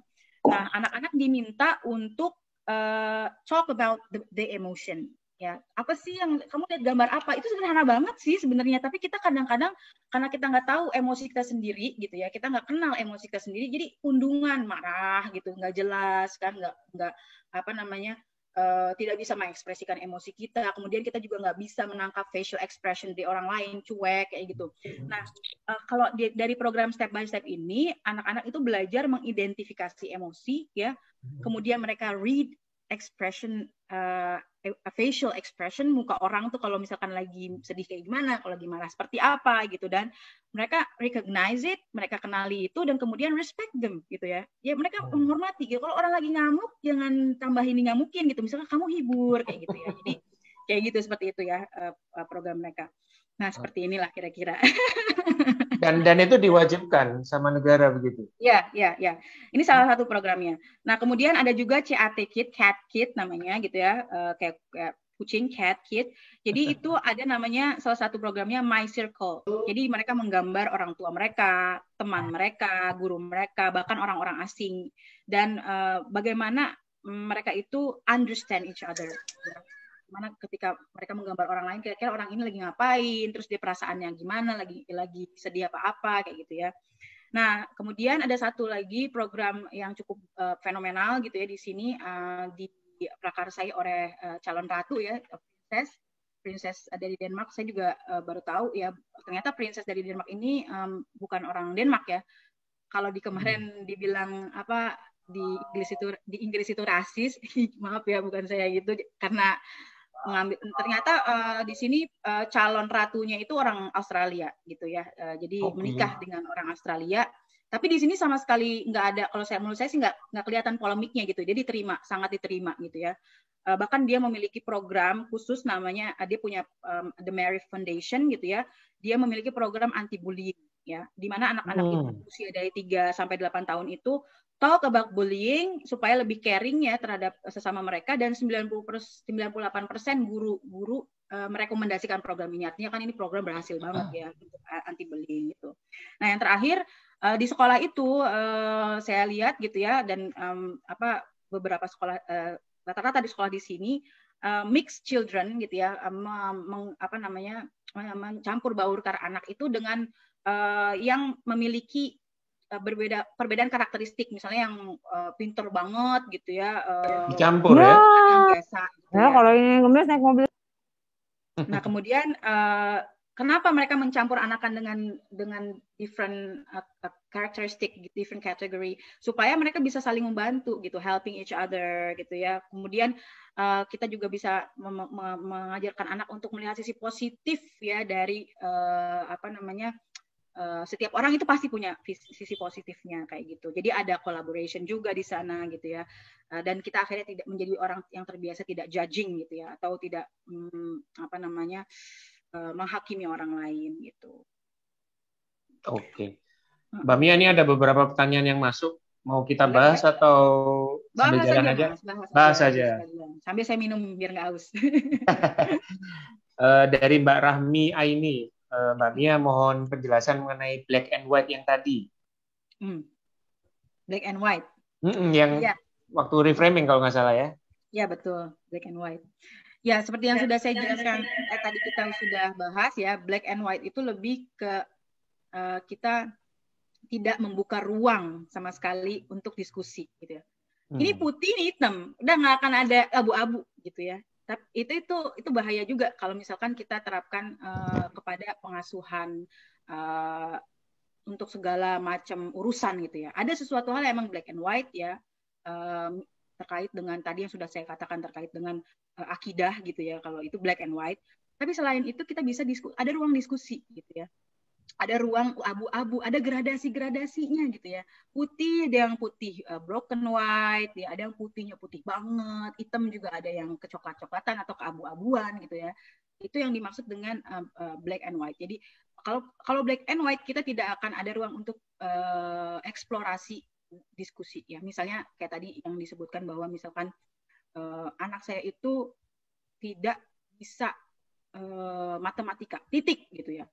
Itu udah black and white itu berarti kan. Jadi orang tua juga udah nggak mau. Kan kita kalau misalkan udah dikasih judgement gitu udah males banget nggak sih ya Mas ya? Kayak udah nggak ada harapan gitu. Kayaknya udah hopeless deh gitu ya. Ditutup segala macam pintu kebaikan gitu ya. Padahal sebetulnya dia mungkin saat itu lagi susah sekali soalnya gitu ya. Sehingga dia tuh nilainya kurang bagus gitu ya. Coba kita pakai pendekatan yang lain gitu ya. Atau misalkan dengan cara metode belajar yang lain. Mungkin walaupun dia tidak bright banget gitu di bidang itu, paling nggak dia lulus mata pelajaran itu misalnya gitu ya. Itu terkait dengan black and white kira-kira kayak gitu sih Mas. Oke, baik. Lanjut ke yang kedua ya. Bagaimana perkembangan empati pada anak-anak yang tumbuh di lingkungan yang agamis? Mungkin kayak di pesantren atau asrama mungkin ya. Atau sekolah yang religius mungkin. Ya, interesting. Pertanyaan yang bagus, dan saya juga agak bingung jawabnya gitu ya, karena sebetulnya empati itu tidak tergantung ya lingkungan paling dekat si anak ya. Jadi siapa sih lingkungan terdekat anaknya, atau kalau dalam istilah psikologinya dibilangnya significant others ya, bisa jadi orang tuanya, bisa jadi kakek neneknya, bisa jadi tantenya, pamannya yang ada di anak itu ya. Bagaimana perkembangan empati itu tergantung bagaimana anak itu melihat siapa gitu ya. Kalau misalkan misalnya ya contoh, ada anak-anak tuh yang hatinya tuh lembut banget gitu ya, lembut banget.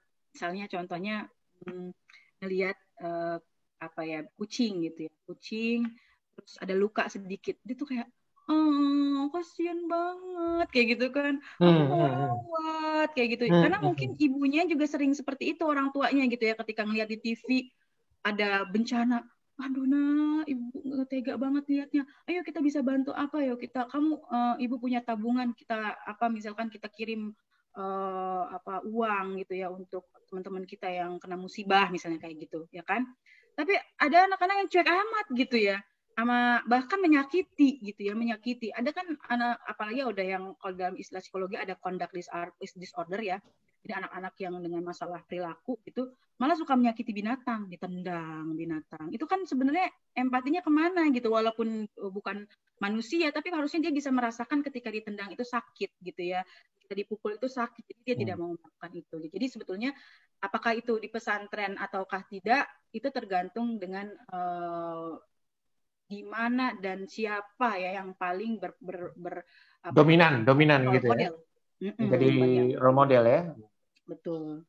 Baik. Harusnya sih di pesantren lebih bagus ya, karena pastinya diajarkan kebaikan-kebaikan ya kan. Itu kan firman-firman Allah dalam Al-Quran mencontohkan Rasulullah yang sangat lembut banget ya kan. Rasulullah, kalau kita cerita tentang Rasulullah itu Masya Allah berlinang air mata kita gitu ya, saking lembut hatinya, empatinya tuh wow gitu ya. Harusnya lebih bagus ya gitu.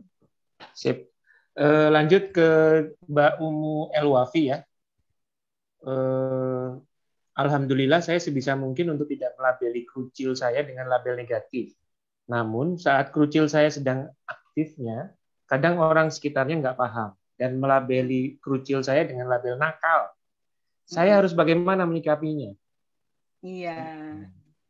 Pertanyaannya sangat relevan, sangat bagus banget gitu ya. Yang labelin orang-orang lain gitu ya, betul, bukan orang tuanya. Ya.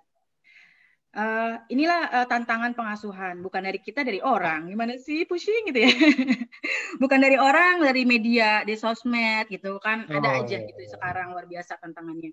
Tapi yang perlu kita ingat, adalah the most important thing for the kids are their parents gitu ya. Jadi yang paling penting buat orang tua, buat anak ya, orang tuanya gitu. Oke, memang orang di sekitar pasti akan ada pengaruhnya. Tapi ketika istilahnya kayak gini ya, ketika anak kita keluar gitu ya, main kotor-kotoran. Anak saya tuh kalau di sekolah sekarang kan emang karena kostumnya di sini kan sekolahnya kostumnya lengkap banget ya, dan kita juga anak sekolah kayak anak pesantren gitu, padahal nggak pesantren, jadi bajunya banyak gitu. Jadi pulang tuh kotor banget gitu. Apa yang perlu dilakukan kira-kira Mas? Kalau anak kita kotor pulang kotor gitu. Ditanyain. Rambutnya kena pasir semua, badannya kena lumpur gitu. Itu apa yang perlu kita lakukan sebagai orang tua? Ditanyain lagi ngapain? Mandi ditanyain sana dulu ya. Ya oke, ditanyain lagi ngapain. Terus setelah itu suruh mandi. Ya iya, bersihin kan? Dibersihin. Nah sama juga seperti itu ketika ya, anak kita lagi keluar gitu ya, terus orang ngomong apa ini itu nakal apa segala macam, kita bersihin di rumah gitu kan, kita kasih tahu. Misalkan adik diomongin apa, karena berperilaku apa, oh maksudnya seperti itu, emang maksud adik itu seperti apa, misalnya dia misalnya main sama temennya terus ngejatuhin gelas gitu ya, atau misalkan ngotorin pekarangan rumah orang gitu ya, iya kan adik nggak sengaja gitu ya, ya berarti adik tuh nggak sengaja, adik anak yang bertanggung jawab, tapi adik bersihin kan tadi, iya kayak gitu. Jadi anak kita sebagaimanapun dikasih label sama orang lain, ketika akhirnya orang tua itu reframing lagi, bersih lagi, ntar keluar lagi, kotor lagi, mandiin lagi, emang kayak gitu. Jadi emang nggak bisa, kita tuh nggak bisa sekarang ketika mengasuh anak itu kita kungkung di dalam rumah, nggak keluar, dikekepin gitu ya, kan itu kan impossible gitu ya. Jadi no worries, jadi nggak usah khawatir ketika orang lain melabeli, kakek neneknya melabeli, asal kita yang jangan gitu.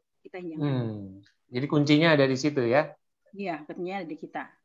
Ini ada dari Mbak Evaristi. Anak-anak kan identik dengan bergerak terus dan sering berteriak-teriak karena saking senangnya main ya. Cuman orang tua kita merasa berisik dan nggak boleh rame-rame. Gimana Mbak Mia menyikapi itu? Selama ini saya udah anak-anak saya suruh jangan berisik. Terus ditambahi Mbak Indah Rozia ya.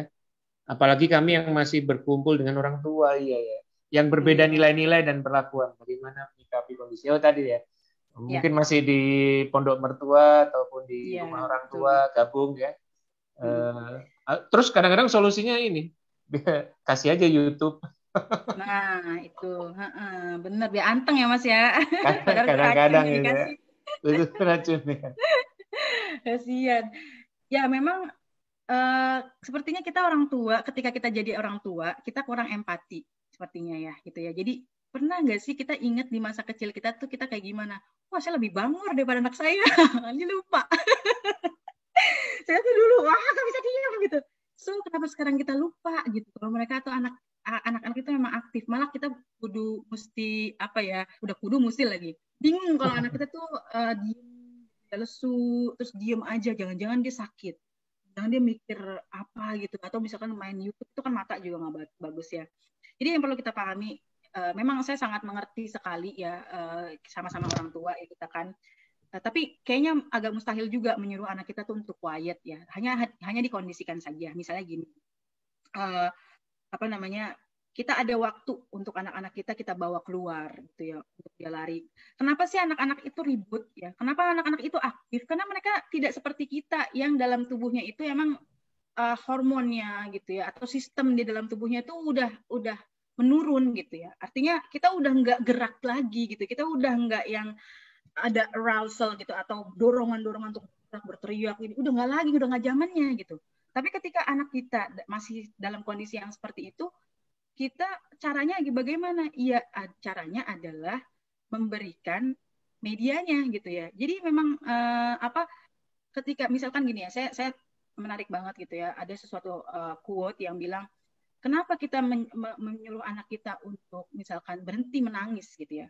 Padahal kita nggak pernah nyuruh dia berhenti ketawa, bener nggak? Atau misalkan berhenti untuk bahagia. Kalau anak itu bahagia terus dia ketawa, kita bahagia. Tapi kenapa ketika dia sedih kita suruh dia berhenti nangis gitu? Padahal itu ekspresi juga gitu kan? Itu nggak adil sebetulnya dan itu tidak balance gitu. Harus ada sedih, harus ada bahagia. Nggak mungkin orang bahagia terus dalam kehidupan, ya kan? Nggak mungkin orang sedih juga tanpa selama kehidupan dia. Jadi apa yang harus dilakukan? Memang anak-anak itu tidak mungkin tidak diajak untuk physical activity ya. Bagaimana caranya? Ajak keluar gitu ya. Ajak keluar. Bagaimana tuh anak capek aja. Nah, yang unik di sini adalah ketika di sekolah itu kayaknya di sini ruangan itu ya bukannya formalitas sih, tapi ada lah kan anak saya kan masih TK gitu ya. Jadi ada mereka nulis-nulisnya apa segala macam. Tapi tidak ada sehari pun yang nggak keluar gitu ya.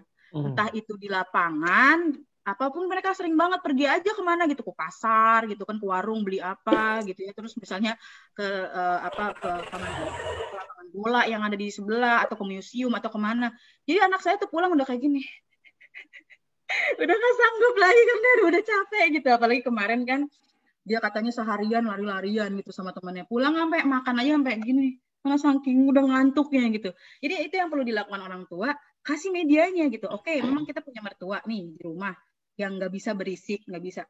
Ajaklah orang tua jangan mager gitu ya, ajak keluar gitu ya, rutin. Kayaknya mereka kalau disuruh, ayo sekarang dilepas gitu ya, kasihlah di lapangan bola atau misalkan di mana yang aman yang kita bisa juga perhatiin gitu ya.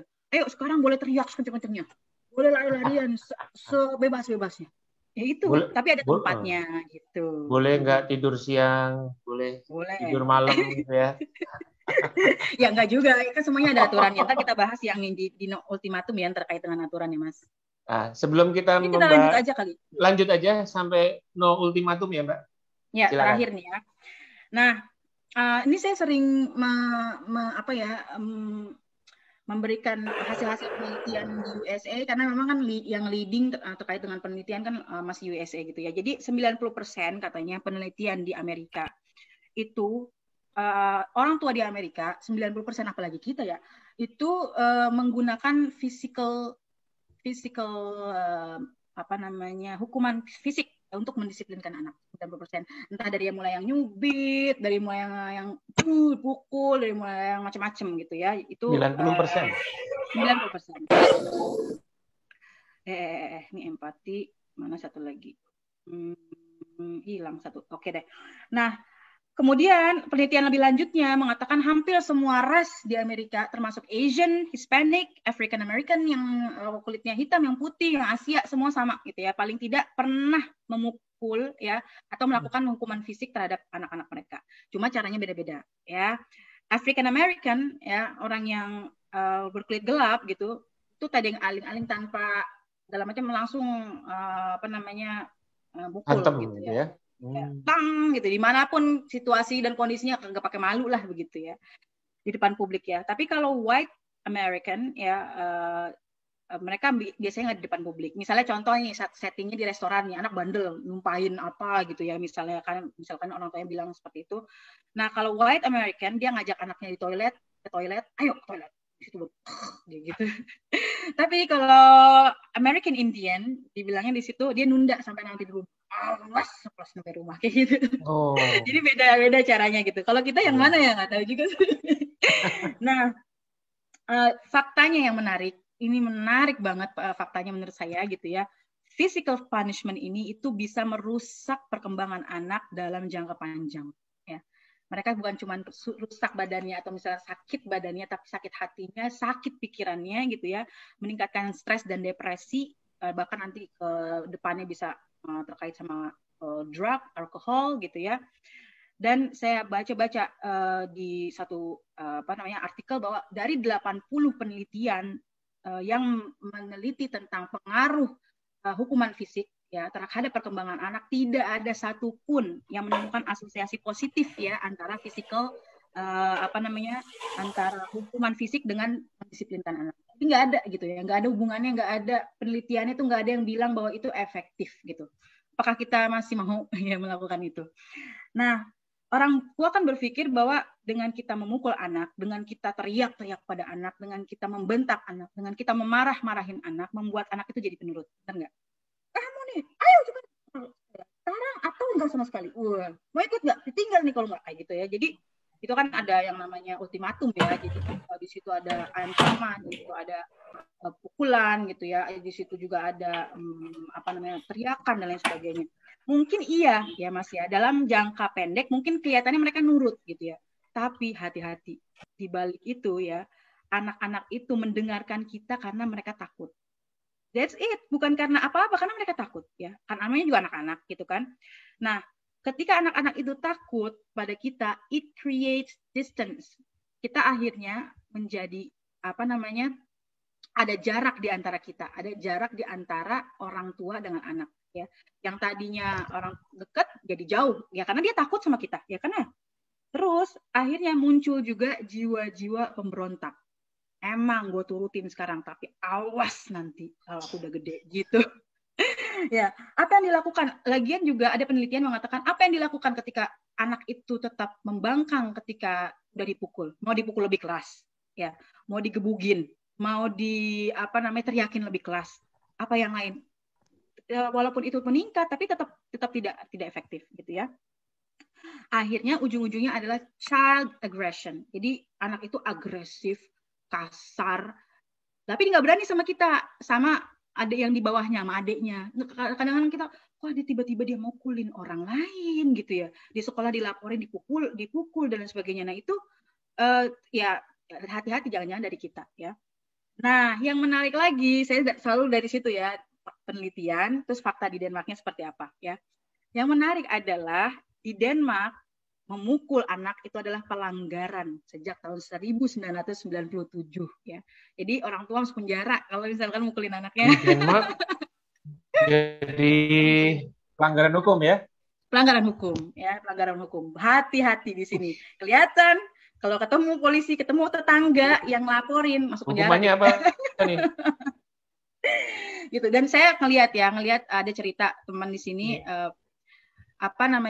biasanya sih yang suka melakukan pemukulan itu refugee ya, karena yang kebiasaan mereka di negara sebelumnya mereka kan biasa memukul anak kayak gitu-gitu. Nah, sampai anaknya diambil sama negara gitu. Sedih banget sih sebetulnya ya. Cuma sebegitunya gitu ya di sini anak itu dilihat sebagai suatu hal yang sangat berharga gitu sehingga nggak boleh disakiti gitu ya. Nah, di samping itu pendidikan parenting di sini tuh sangat demokratis ya.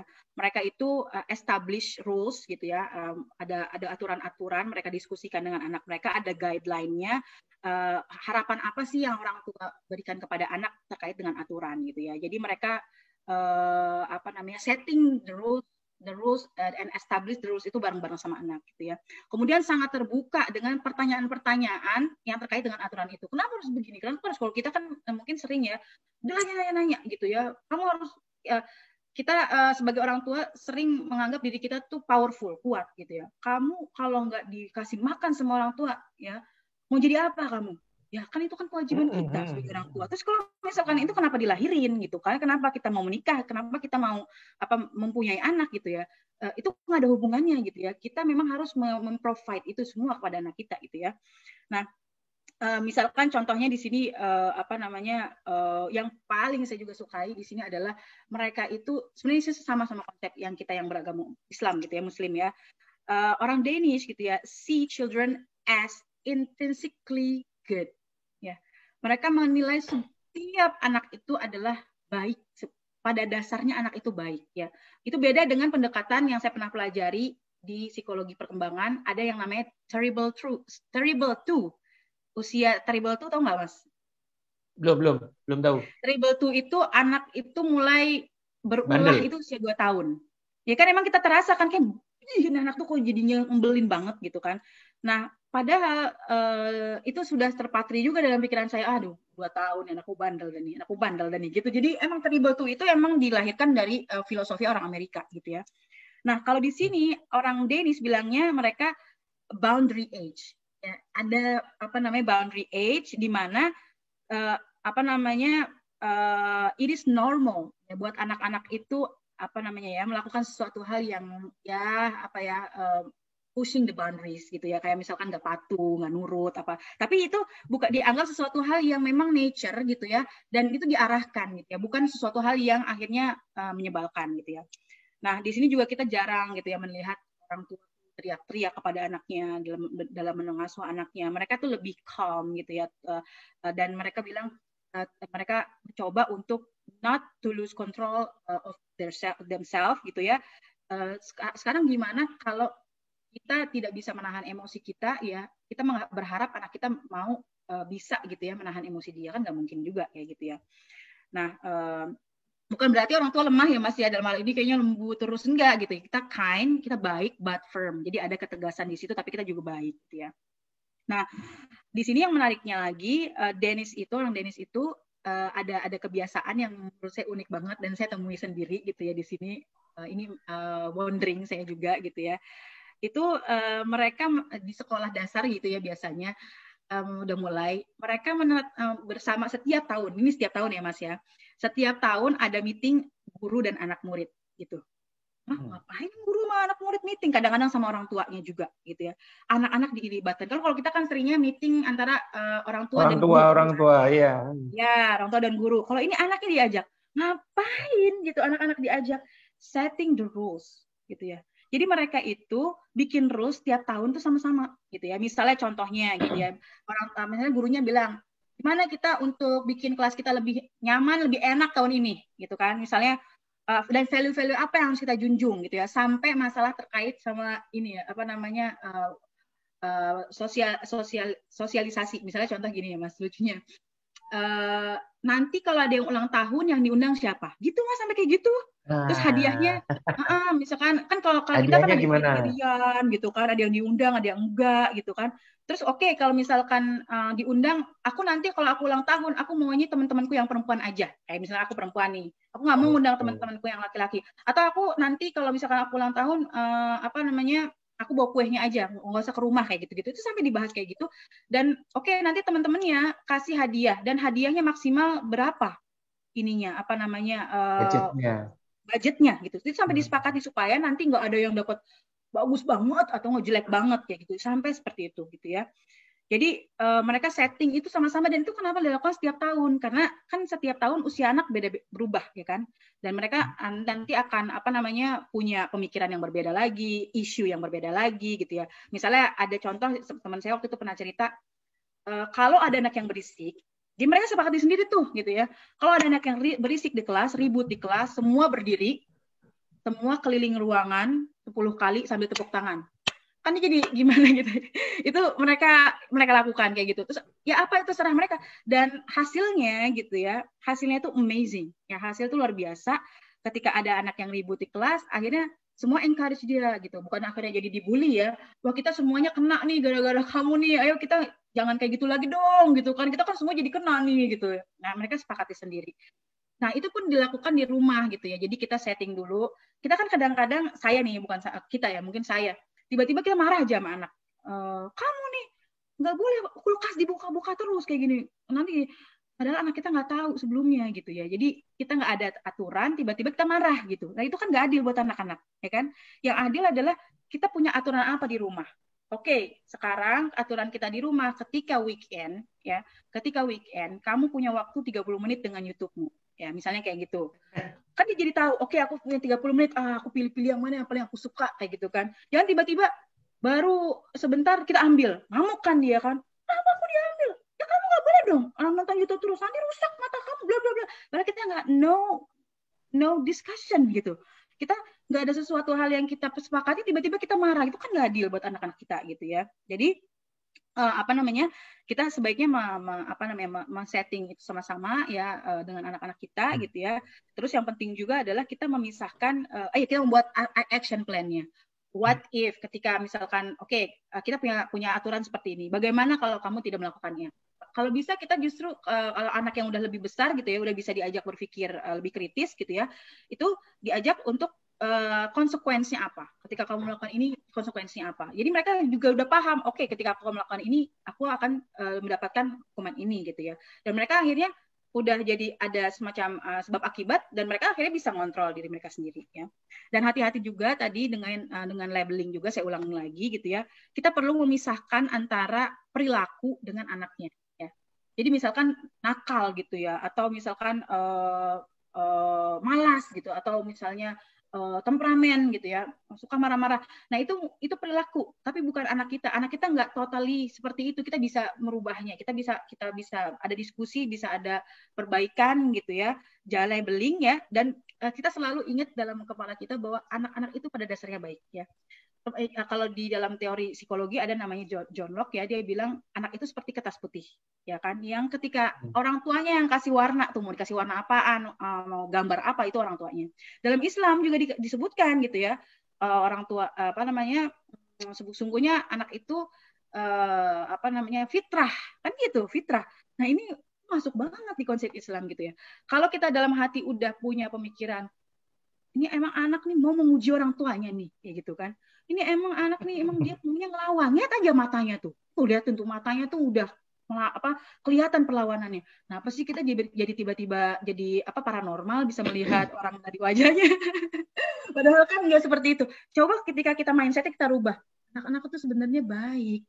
Dia tuh karena nggak tahu aja. Nah, ini terakhir ya sebelum saya tutup, setelah ini saya akan tutup pemaparan dari saya. Ada suatu hal yang menarik dari pengalaman saya sendiri ya dengan anak saya di sekolah. Suatu hari ketika di sini enaknya ketika kita jemput anak, kita ada komunikasi setiap hari ya, ada komunikasi dengan orang tua ya. Ketika anak kita baret-baret atau benjol atau apa, pasti kasih tahu gitu ya sama gurunya. Tadi dia begini, tadi dia begitu. Jadi kita nggak sampai rumah tiba-tiba shock. Anak saya gitu kan, kita kan ini diapain gitu ya. Jadi mereka gitu. Nah, dia menarik satu hari gurunya cerita, Bu gitu ya, tadi Amar cukup shock. Saya langsung, ada apa gitu ya. Jadi dia sama temannya berdua, ada temannya gitu, ngelempar-lempar batu ke kaca gitu kan, ke kaca sekolah gitu. Terus, dalam hati saya langsung dong, saya tuh juga punya, ya walaupun saya psikolog anak juga tetap aja gitu ya, ada hal-hal yang banyak yang perlu saya perbaiki gitu. Thinking trap saya sih udah langsung, ya anak malu-maluin aja gitu kan, udah kayak preman aja, lempar-lemparin batu gitu kan. Dalam hati aduh gimana. Terus tapi nggak pecah, cuma retak, kata gurunya kayak gitu. Tapi Amar itu langsung shock. Dia langsung kayak merasa bersalah gitu. Aku ngeliatnya kasihan, dia bilang gitu kan. Orang gurunya bilang, kamu itu nanti di rumah kalau dia ngebahas tentang ini, kamu jelasin lagi sebab akibat ya. Dia bilang, saya yakin dia tuh lagi belajar tentang sebab akibat. Oh, kalau ternyata kaca itu yang apa namanya fragile ya, gampang pecah, apa namanya rusak gitu ya. Ketika dilempar batu itu pecah gitu atau rusak. Dia tuh lagi belajar sebab akibat seperti itu gitu ya. He's really nice boy, dibilang gitu. Dia anak yang baik, cuma dia lagi eksperimen aja. Buset kalau dalam hati kita ya, kalau anak kayak begitu, pulang udah di ajar, gitu kan. Pasti kita pengen, kamu belajar dari mana kayak begitu? Kamu tuh malu-maluin gitu kan. Atau misalkan, bener-bener Dani anak, ya jadi pemikiran tuh udah jelek-jelek aja. Tapi coba deh ketika kita berpikir, oh iya ya, ternyata dia tuh melempar itu karena penasaran, ini kenapa sih bisa seperti itu gitu, ataupun dia mengikut temannya juga kan, karena temannya yang nyontohin gitu ya. Terus saya baru ya Allah, saya pulang sih, saya peluk-peluk gitu, saya kesian gitu ya. Ternyata anak-anak itu tuh kadang jadi sasaran apa ya namanya negative thinking dari orang tuanya gitu ya. Sebetulnya kalau misalkan kita bisa merubah sedikit aja gitu ya mindset kita ke arah itu yang kita harus apa namanya dalam hati kita, dalam pikiran kita selalu berpikir bahwa anak itu pada dasarnya baik ya. Mereka tuh punya jiwa yang murni ya, suci putih gitu ya. Tinggal kitanya aja nih yang mau membentuk dia seperti apa gitu ya. Kemudian kita kasih kesempatan dia untuk berkembang dengan baik gitu ya. Ketika ada yang mencong-mencong, ya kita sebagai orang tuanya yang meluruskan dan percaya gitu ya bahwa anak kita tuh bisa lurus gitu. Dan bahayanya kalau kita sendiri sebagai orang tua udah nggak percaya, udah marah ke dia gitu. Misalkan saya saat itu marah, siapa lagi yang mau percaya sama dia kan gitu. Kesian banget kan gitu. Makanya aduh saya bilang saya terima kasih banget gitu ya kamu udah bilang kayak gitu. Pokoknya saya ya kata gurunya saya betul-betul ngelihat dia anak yang baik gitu ya. Kamu nggak boleh marah sama dia. Saya yakin dia bilang. Saya quote banget ini, saya bikin quote ya. Saya yakin dia belajar banyak dari kejadian hari ini. Oh, yes banget gitu kan. Aduh, makasih banget. Aduh, saya belajar kayak ginian malah jadi orang bule. Gitu. Gitu Mas kira-kira ceritanya. Saya tutup ya untuk materinya udah selesai.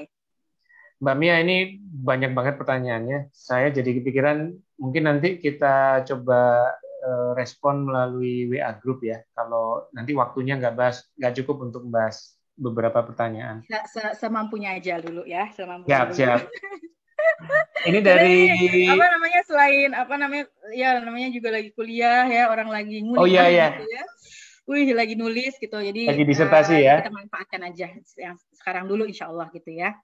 Baik Mbak Mia, ini ada yang bertanya gimana nyikapi dari Bunda Fitria Julianti, bagaimana menyikapi anak yang usianya psikologis lebih muda dari usianya secara fisik, sehingga terlihat sangat kekanak-kanakan untuk anak seusianya.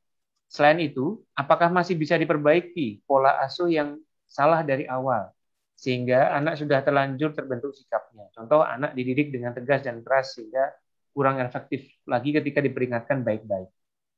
Ya, pertanyaan intinya sih yang saya tangkap, apakah orang itu sifat orang gitu atau karakteristik bisa orang berubah itu gitu ya. Apakah ada yang dikatakan dengan terlambat. Jadi gini, memang ini bisa dijawab dengan berbagai macam perspektif ya. Di dalam psikologi juga itu banyak aliran-alirannya gitu ya. Tapi yang menurut saya helpful ya, yang menurut saya itu relevan dengan zaman sekarang ya, kita forget masa lalu gitu ya. Jadi ada pendekatan dalam psikologi namanya positive psychology dari Martin Seligman gitu ya. Dia kalau kayak Freud gitu-gitu kan alirannya tuh zaman dahulu, pokoknya masa lalu kita tuh sangat berpengaruh, akan mempengaruhi kita ke depan dan tidak akan bisa berubah kayak gitu-gitulah. Pokoknya susah gitu berubahnya gitu ya. Tapi saya lebih nyaman gitu ya dengan aliran yang mengatakan bahwa kita bisa berubah asal kita mau gitu. Ya. Jadi kalau orang tua, apakah anak itu bisa berubah? Sure, ya tentu ya dengan apa namanya treatment secara khusus gitu ya.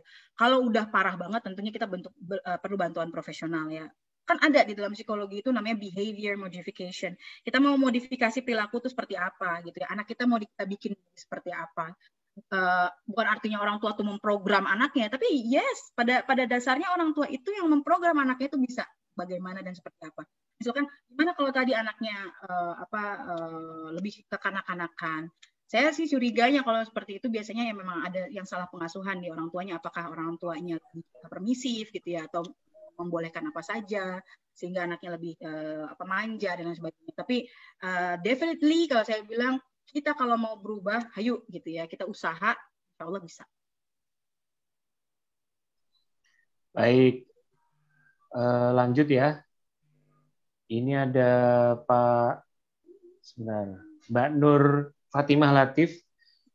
Bagaimana pola asuh anak agar menjadi penurut, senantiasa melakukan hal-hal positif? Widih. Penurut ya pertanyaannya, gimana jadi anak yang penurut ya dan selalu melakukan perilaku yang positif ya. Oh, this is a very good question ya. Bagaimana caranya menjadi anak penurut? Menurut saya penurut itu pastinya terhadap sesuatu hal yang baik ya kan ya. Kalau orang tua nyuruh yang baik buruk berarti penurut yang salah ya. Artinya kita ingin anak kita berperilaku baik, nurut kepada hal-hal yang baik ya. Pada dasarnya ya pasti akan ada yang namanya anak itu punya will sendiri. Ngerti nggak maksudnya will itu keinginan sendiri ya. Atau caranya dia sendiri ya walaupun mungkin aktivitinya atau tujuannya sama tapi dengan different way gitu ya. Nah ini yang kita jebak bahwa itu ada yang namanya black and white tadi gitu ya. Kita pokoknya anak kita tuh harus persis sama dengan apa yang kita omongin. Nah itu sebenarnya yang perlu kita negotiate pada diri kita ya. Sebetulnya kalau misalkan anak kita kayak semacam punya cara berpikir yang lain gitu ya, itu kan kita anggap nggak penurut ya, kita anggap itu membangkang ya. Padahal kita coba gali lagi communicate, what do you mean by that? Kamu maksudnya bagaimana sih ya? Iya, aku pengen kayak gitu, cuman caraku tuh begini. Apa sih gitu kan? Maksudnya, oh dia kelihatannya nggak penurut, padahal dia ingin melakukan hal yang sama, cuman dengan cara yang berbeda kayak gitu. Jadi kita mungkin perlu membuat definisi ya terkait dengan kata-kata penurut ya, karena kadang-kadang ya Mas, aku sendiri ngerasain ya, saya sendiri merasakan ketika disuruh malah kesel gitu, malah pengennya membangkang gitu ya, malah pengennya enggak dilakukan gitu. Nature-nya kadang-kadang begitu, karena yang diperlukan oleh seseorang itu adalah manusia itu adalah dia itu melakukan sesuatu tuh dari dalam hatinya, ya kan? Bukan dari luar disuruh gitu ya. Nah, makanya gimana caranya supaya dia penurut? Contohin Bapak Ibu gitu ya. Bapak Ibu pengen anak Ibu atau Bapak Ibu mau perilaku apa yang muncul. Aku pengen dia itu nurut, sholat tepat waktu, jangan main game terus. Wait, ya, tunggu dulu Bapak Ibu main game bukan main game kalau kita kan main gadget nggak ketika azan. Tapi kan saya kerja, terserah gitu ya, terserah. Yang penting gitu ya, tetap aja main gadget. Anak lihat main gadget dan orang tua mungkin anak kita juga nggak tahu kita lagi ngapain gitu ya. Jadi ya kalau kita mau anak kita nurut atau misalkan anak kita berperilaku tertentu, lakukan dulu ya, berulang-ulang ya, sampai anak kita melihat kita seperti itu. Ketika kita minta dia untuk melakukan itu, insya Allah dia pasti akan lihat karena ada role modelnya, ya, Mas. Sip. Satu pertanyaan terakhir ya, Mbak Nia, ini karena juga sudah mulai menjelang azan maghrib. Dari Budiana Rahma ini. Saya menangkap salah satu yang membedakan dasar pengasuhan di Denmark dan di Indonesia adalah kebiasaan dan dasar berpikir yang positif. Sedangkan di Indonesia mungkin lebih banyak kebalikannya. Saklar negatifnya gampang banget on. Tapi justru dengan segala tantangan pengasuhan kita di Indonesia, kira-kira masih ada hal positifkah yang bisa kita kembangkan?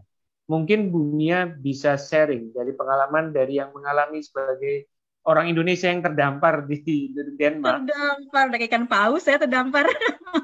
Adakah trait positif hasil didikan ala Indonesia yang potensial untuk bisa kita kembangkan? Ya, nuhun. Ya, ini pertanyaannya super banget ya. Bagus banget. Untuk penutup juga, pokoknya keren gitu ya, Bu Diana. Alhamdulillah. Banyak tentunya ya. Jadi kita nggak usah underestimate ya bahwa kita semuanya jelek. No, kita punya banyak hal positif. Tapi yang saya lihat gitu ya, salah satunya adalah kita tuh punya tradisi ya, menghormati yang lebih tua gitu. Sayang sama orang tua. Ya, kemudian perhatian artinya menghormati orang tua gitu ya. yang di sini nggak ada gitu. Di situ nggak ada, kurang ya? Kurang ya, bukan nggak ada ya, kurang. Jadi kalau di sini itu budayanya adalah mereka memang memberikan segala macam fasilitas the best untuk anak mereka. Setelah itu anak mereka pergi dan bye bye. Nanti orang tuanya masuk ke pantai jompo gitu, nggak diurusin sama anaknya karena emang mereka kerja gitu kan, dan emang kebutuhannya seperti itu ya. Jadi nggak ada urusannya anak-anak itu yang kayak kita gitu ya, hormat sama orang tua, dan mereka nggak perlu juga untuk izin untuk melakukan apa-apa sama orang tuanya, dan orang tuanya juga punya privacy sendiri-sendiri yang saya lihat seperti itu. Jadi ada pengalaman teman saya di sini, dia memang kalau di sini kan 18 tahun keluar dari rumah. Jadi ditanya sama orang tuanya, kamu mau keluar apa saya yang keluar? Ya, aku begitu sih orang tua ya. Karena I have my own privacy. Saya punya privacy sendiri. Jadi kamu mau keluar apa saya yang keluar? Jadi rata-rata di sini 18 tahun out dari rumah gitu ya. Dan mereka hidup sendiri. Terserah habis itu mau beraktivitas sendiri gitu ya, cari uang sendiri dan lain sebagainya. Tapi emang mandiri sekali. Tapi akhirnya kering gitu kan. Ketika udah tua kan kita kayak ngerasa orang tua, kalau di Indonesia kan mereka akan mengurus gitu ya, mudik, kemudian ada perhatian kampung gitu halaman gitu ya. Ya ada sih mudik di sini, ada pasti Natal pasti mudik gitu ya. Tapi ya begitu aja gitu ya, nggak ada yang lebih deep gitu, dan kemudian penghormatan yang kepada orang tua yang udah melahirkan, yang udah mengurus gitu ya. Itu di sini kurang saya lihat. Jadi kayaknya di sisi itulah mereka yang perlu mereka belajar ke Indonesia tradisinya seperti itu gitu ya. Pokoknya kalau di sini jadi orang tua ya udah kayak agak sengsara lah gitu. Karena palingan dijenguk sebulan sekali atau 2 minggu sekali atau seminggu sekali paling cepat sama anaknya di pantai jompo kayak gitu. Itu salah satunya gitu ya, salah satu yang perlu kita kembangkan gitu ya, bagaimana kita tuh menghormati, menyayangi orang tua kita gitu ya. Kemudian tidak berkata-kata yang harusnya ya tidak berkata-kata yang tidak baik kepada orang tua kita gitu ya. Kemudian menyelibatkan, kita kan juga sebagai orang tua kadang-kadang walaupun nggak diminta pengen dilibatkan dalam urusan-urusan anak kita. Kalau di sini ya kalau menikah gitu ya, anak-anak ya mereka sendiri yang tentuin, mereka sendiri yang bayar gitu ya. Makanya pas di Indonesia saya bilang saya ngundang 1.000 orang, mereka what? Siapa yang bayar itu gitu ngomongnya. Karena di sini ya urusan mereka sendiri gitu ya, bukan urusan orang tua gitu ya untuk membayar nikahan dan lain sebagainya gitu. Jadi ya istilahnya 18 tahun mereka udah terpisah dari orang tua dan memang udah nggak banyak ikut campur lah gitu ya. Seperti itu. Baik. Menarik Mbak Mia. Jadi sore ini kita belajar 3 pilar yang berikutnya ya. Dari reframing, kemudian empati, dan no ultimatum. Dan menarik juga ada gerakan empati yang juga didukung oleh pemerintah setempat ya. Serta ada hukuman ya buat orang tua yang terbukti atau terlihat menghukum atau memberikan kekerasan pada anaknya. Jadi memang benar-benar ditegakkan. Tapi juga kita melihat selain positif mindset-nya, kita masih ada budaya di Indonesia yang terus harus kita kuatkan, yaitu menghormati orang tua. Yang di sana juga dirasa kurang gitu ya. Ini satu hal yang menarik. Saya ingin mengajak open mic kalau ada yang mau mungkin sharing atau berbagi. Silakan bagi teman-teman yang mau open mic bisa raise hand, nanti saya spotlight kan. Kalau tidak kita akhiri. Oh, ini ada Pak Irwan. Pak Irwan ini silakan Pak Irwan open mic dan open videonya. Baik, terima kasih. Assalamualaikum warahmatullahi wabarakatuh. Silakan. Halo. Oh iya. Saya nyalakan video. Waalaikumsalam warahmatullahi wabarakatuh. Mohon maaf kalau agak berantakan sebentar, saya nyalakan video juga. Ya, apakah sudah tampak? Iya, maaf berantakan. Nampak Pak Irwan, silakan. Terima kasih Ibu Mia ya. Ini sharingnya sangat luar biasa sekali. Nah, mungkin pertanyaan simpel saja nih Bu. Kira-kira bagaimana sih Danish parents itu memaknai the purpose of parenting, tujuan pengasuhan buat mereka tuh seperti apa, dan kira-kira apa pembedanya dengan orang tua di Indonesia. Mungkin itu saja, Bu Mia. Terima kasih. Ya, makasih Pak Irwan. Saya senang banget ya melihat ada Bapak di sini. Biasanya kebanyakan ibu-ibu nih, dari nama-namanya kelihatannya ibu-ibu semua. Ya, apa tujuan pengasuhan di sini? Sebenarnya ujung-ujungnya happiness gitu ya. Mereka ingin bahagia ya. Dan kebahagiaan itu memang the simple things we get from our family, ya kan? Akhirnya ujung-ujungnya kan kita kebahagiaan itu memang dari orang-orang terdekat kita. Dan yang paling penting dari pengasuhan itu adalah juga giving gitu ya, memberikan yang terbaik sebagai orang tua. Terus kalau anak juga punya frekuensi yang sama gitu ya, untuk sama-sama ke tujuan yang sama. Makanya kenapa di sini di judulnya juga kan what the happiest people in the world know about raising confident and capable kids gitu. Jadi tujuan mereka supaya mereka less stress, karena memang secara jujur ya, apalagi saya yang punya anak kecil yang masih toddler gitu ya, itu kan ya ampun perilakunya itu kadang-kadang itu teriak-teriak gitu kan ya, kemudian bikin kita kayaknya pengen garuk-garuk aja gitu, tapi gemes gitu, tapi udah kita tahan aja gitu, kita sabar gitu ya, karena saya yang selalu saya patri dalam diri saya itu sebentar banget, bentar lagi dia gede gitu, bentar lagi dia gede nggak lucu lagi gitu kan, nggak gangguin kita lagi, abis ini ntar dia ajak kemana-mana juga nggak mau gitu kan. Jadi ya yang punya anak kecil tantangannya adalah lebih ke fisik kita yang kita capek ngurusin dia, tapi ketika udah besar juga kita tantangannya lebih ke hati, anak kita nggak pulang gitu ya, kemudian dia main sama siapa kita nggak tahu gitu ya. Pokoknya selama kita menjadi orang tua ya, walaupun anak kita nanti udah nikah pun itu tantangan tetap ada gitu ya. Namun ya ketika kita coba ya untuk berbenah diri ya menjadi orang tua yang partner buat anak kita juga, ya mudah-mudahan kita lebih bahagia ketika mengurus anak kita gitu ya. Seperti itu Mas, kira-kira Mas Irwan. Ya. Terima kasih. Iya, sama-sama. Terima kasih Pak Irwan. Terima kasih Pak Pras, terima kasih Mas Pat, mentor saya juga ini Mas Pat. Terima kasih.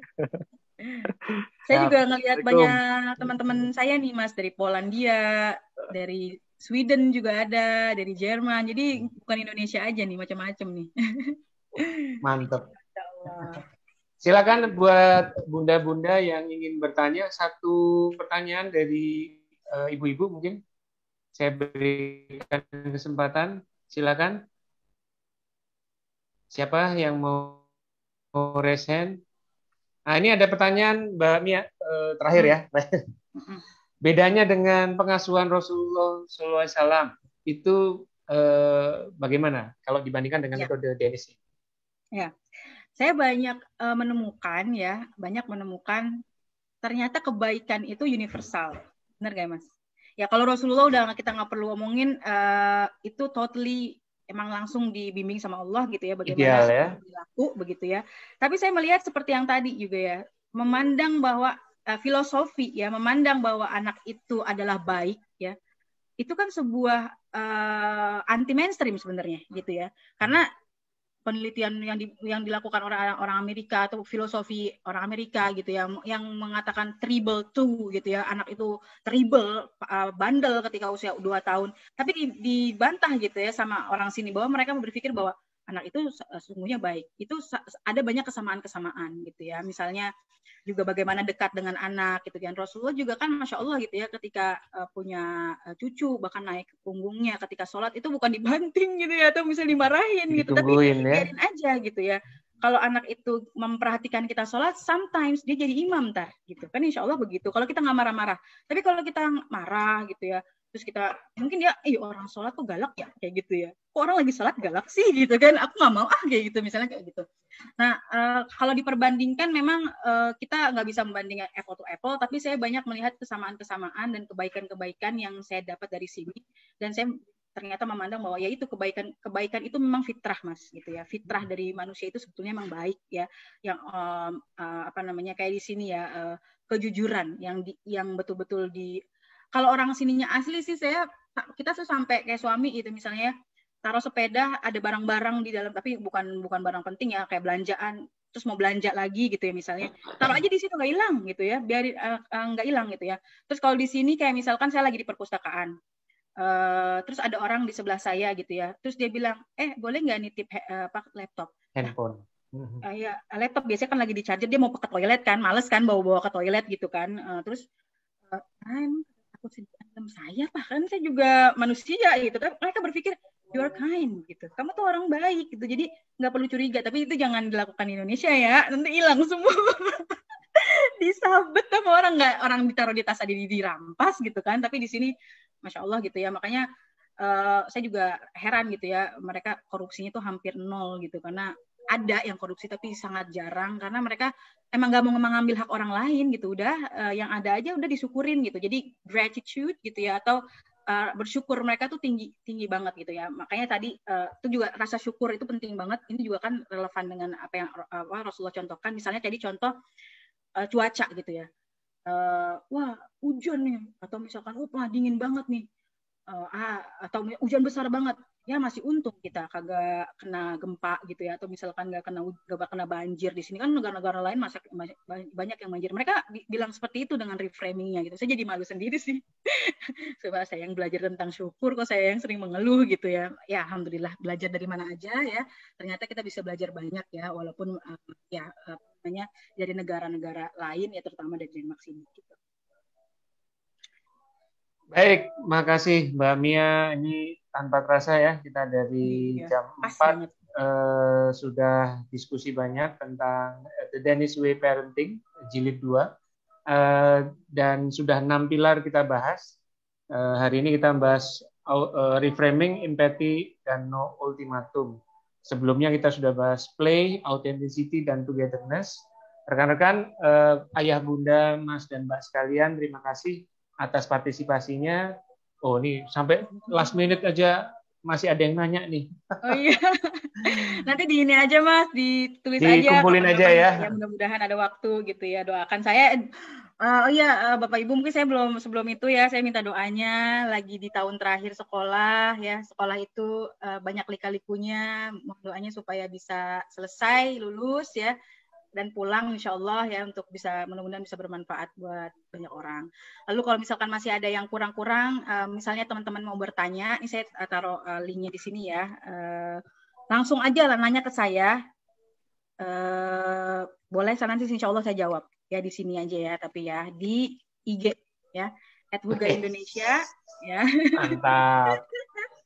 Jadi silakan di follow gitu ya untuk Instagram saya. Insya Allah nanti di situ kita bisa lebih intens lagi lah chatnya gitu ya. Saya bisa jawab secara personal gitu ya, yang belum dijawab di sini, insya Allah seperti itu.